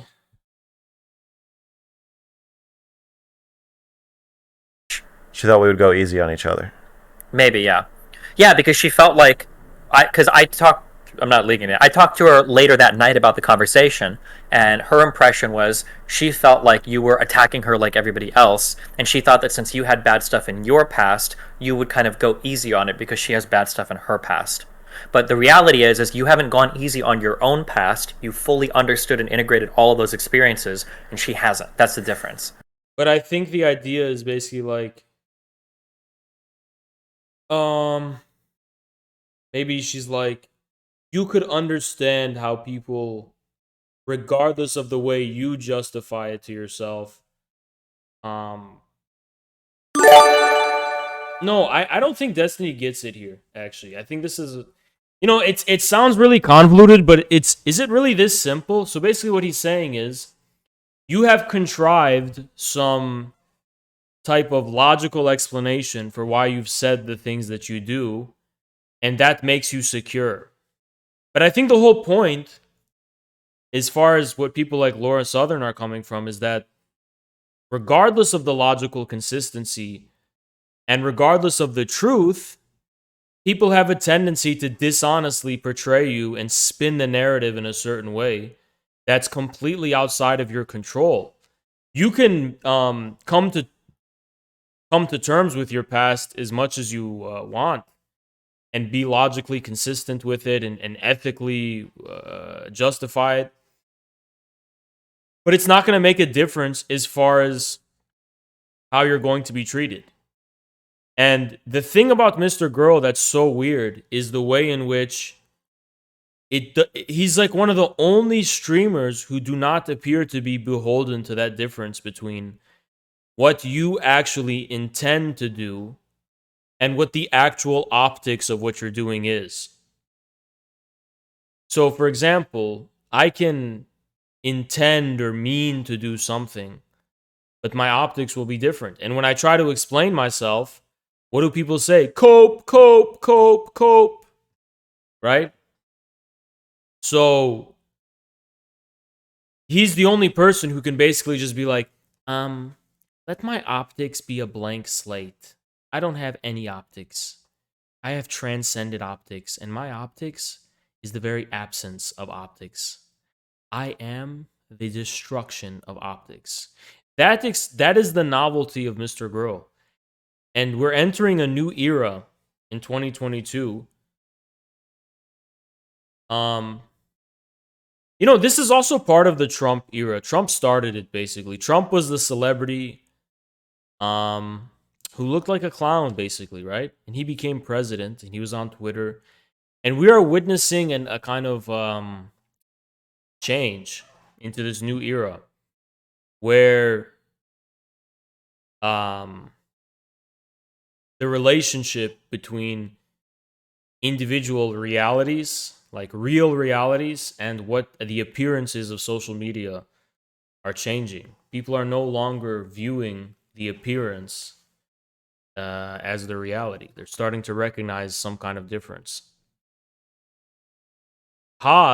Me, for example, I'm a force of destruction. I represent the destruction of optics. My whole persona is based on trying to explain the inessentiality of optics. Like, it does not matter. Or not that it doesn't matter. It is meaningless. It is not a site of meaning. Hence the contradictory, like, is he serious or is he memeing? The whole point is that I do both because the medium itself is not a meaningful site of a serious position whatsoever.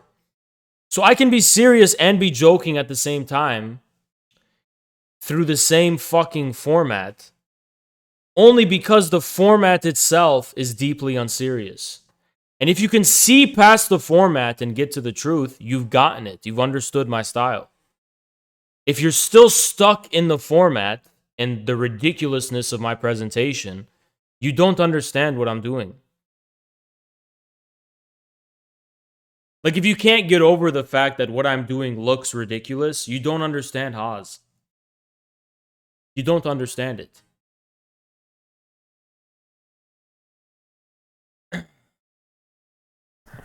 Okay. So, I don't think that's my responsibility. Do you? So I'm not here to care about the moral bullshit or whatever. But I ethical. am. I don't care. But that's what we keep coming back to. You're very cynical. Okay. In No. your approach to I'm this. not. What I'm saying is that, like, if you want to have a conversation with somebody, you have a certain. Oh, I'm gonna call Jackson just about like plans tonight and shit. Give me a sec.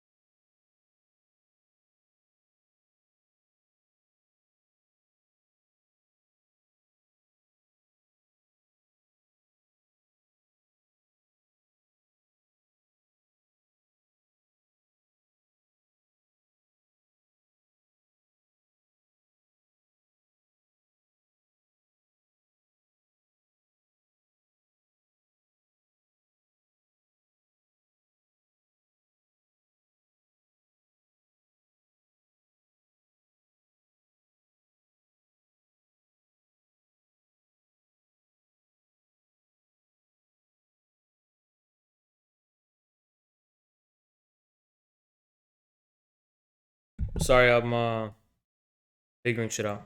Certain end in Figuring mind. shit out. It's just important to be aware of that end. Okay. I So don't. now, I don't. if your response to me is Destiny, I actually don't give a fuck where my conversations end up. That's not This is true the way I either. want- That's not true.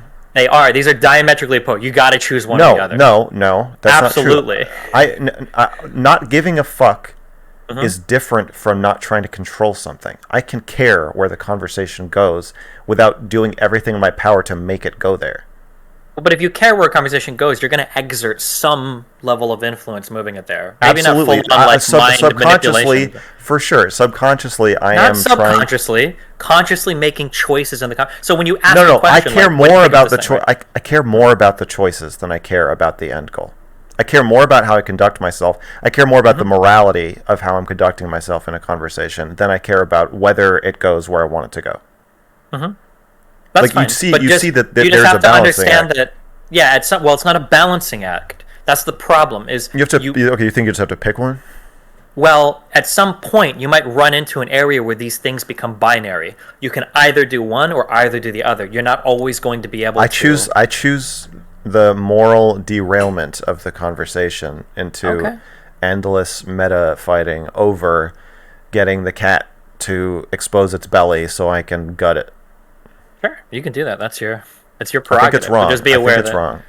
Okay, I would disagree, but okay. Why do you disagree that it's wrong? Everything they're arguing over is literally just, it's called optics, guys. Can you just stop wasting words and call it optics? Like, I walk into a room of people wasting all these words and I'm like, you mean optics, right? And they're like, well, and then, yeah. And then, okay, so just say that.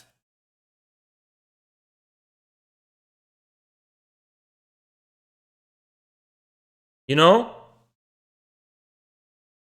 Because I think it can be okay to have a purpose in mind for a conversation that doesn't. Yeah, they have a time waster mentality. And by the way, time wasting is the worst thing you can do as a human being, is waste time. You have to be like the most virtuous. Like when I argue with certain very radical people, my goal is not to bring them 100% to my side. Usually my goal is to get like some level of agreement in some kind of central area and then just give them like a little bit to think about, even though I could push harder. So like Lauren Southern is a good example of this. A lot of my community hates the way that I interact with Lauren Southern because I'm not constantly having to like hold her to account. You know, you need to talk about what you did. We need to talk about the boats. I don't care as much about that. I disagree about a lot of what she did related to it, and I could have a big argument about it, but I don't really think it would accomplish much. Like, she's really dug into everything about that. I'm not going to force some level of introspection from her, or maybe I could over time. But rather, what I would hope to do is if I can win you over on enough of these other level positions, at some point, we're going to have enough rapport that if that conversation comes up, I'm going to have a lot of ability to push in a little bit harder than other people because I've proven myself to be a good actor. I'm not somebody just trying to destroy you or fuck you over. And maybe I can even offer a little bit of insight into your own thoughts. But that will destroy her. I don't think so. Okay, do we both... Aren't there people on Twitch who make like missiles and shit? I mean, to be honest, I don't even know what Laura Southern did per se, but to me, it couldn't possibly be as egregious as the literal foreign policy warmongers on Twitch advocating for wars and running PR for fucking, you know what I mean? Like, I don't know what to tell you. Both agree that if I had been nicer, I probably could have gotten her to say a lot more about the boats. For sure. I probably could have gotten her to like cry. Depending, maybe. I don't know if she's. But there's probably some combination of things I could have done to get her to not out of remorse, but out of something, some feeling about the accusation or what happened. Or I do think you could also get any normal human being to cry, and it's to show them your browsing history. How big of a part it's played. Okay. I don't think that's right. Okay. It's weird that you're giving me this advice going into an interview with you.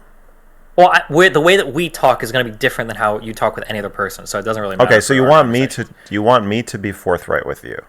I don't want you to do anything. I just want you to be aware of do you want me to try to manipulate you into telling me things that you don't want to tell me? You can do whatever you want to do, but I'm just saying be aware of. No, you're saying I can try and that I'll fail. I'm saying that if you have smart. No. I'm saying if you have conversations in certain ways, it's going to cause certain things to happen, and you just have to be aware of that. If you don't give a fuck, then I mean that's fine. But I'm not trying to present like my style of conversation as right or wrong, even if it feels that way. Kind of like how Lauren felt like you were calling her evil, even if you weren't actually calling her evil, right? Because I haven't said anything about your style of conversation. I'm just saying that like if you have a style of conversation that is more confrontational, if you haven't earned a lot of rapport with the person, then they're going to get really defensive and locked down, and you're not going to get much farther into the conversation. I don't think. Okay. But if you want to do that, fuck it, go for it. I do. Okay. And I'm going to do it right now. Okay. I'm an open person, so you can be as whatever you want with me. I'm fine, but you're guarded. not really. You don't think so? No, but kind of. It's a little weird. Oh, Okay, I feel like fuck. there's a few topics. Damn, man. There is some shit I needed to ask Destiny about, but it was about Twitch's rules. Fuck. That's why I was in person and I was like, wait. There's some shit I wanted to ask him. And I was like, what did I want to fucking ask him? And I was like, oh yeah, it's about the TOS. Damn, bro. That's what it was. I want to talk to you about. Okay. No, because he knows insiders who know this shit. Either your conversation with Dr. K or my conversation with Melina. Things where I want to. I feel like there's just like. Also, do you look at your subreddit? Yeah, all the time. Okay. Yeah. So their opinion of me is like all over the place. It was good, and then it was very suspicious. There's like a jerk wave. Then if there's too much of somebody, there's going to be a counter jerk wave, and then there will be like a counter jerk wave. That's just like the nature of the internet. Yeah. Okay, so they have talked about. They've mentioned me betraying you, or me being a sociopath, or me being super needy and wanting to talk to you all the time, or wanting your attention, or wanting your airtime on your streams. And then they've talked about us having some horrible falling out, or they talk about me becoming a gigantic streamer and then betraying you somehow. Yeah. And then Melina, I think, touched on all of those in one way or another.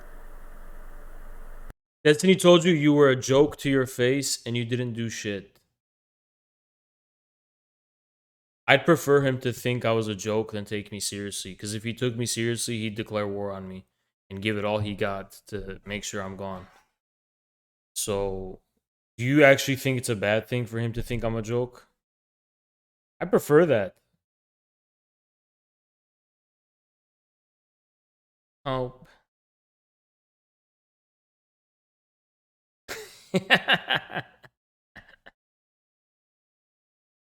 Oh, man.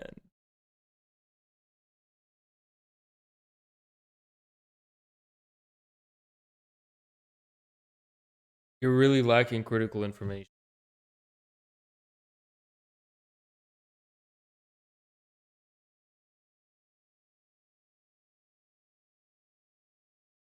He said I was a memer, because I'm funny. But bye, bitch. He's basically saying no one takes you seriously. And by no one, he means political Twitch. And it's true. The political Twitch community does not take me seriously. That's exactly where I need them to be.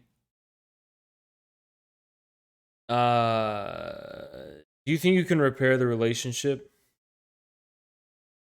Oh, yeah. I just want to... Bro, you know what I mean? Like, shut the fuck up, bro. Anyway, guys, I got to shit and I got to go. I know it's a short notice. We streamed 6 yesterday. Today wasn't very long of a stream. But guys, be respectful to this person and make sure you're respectful. Actually, do I want to rate her? Let me see.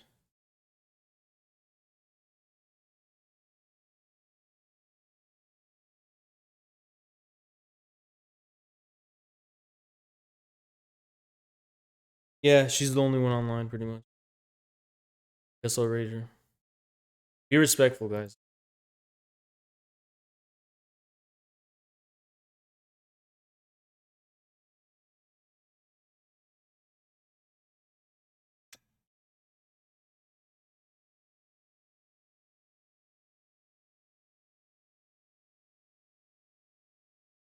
I gotta go. I'm gonna shit and go. Bye, guys.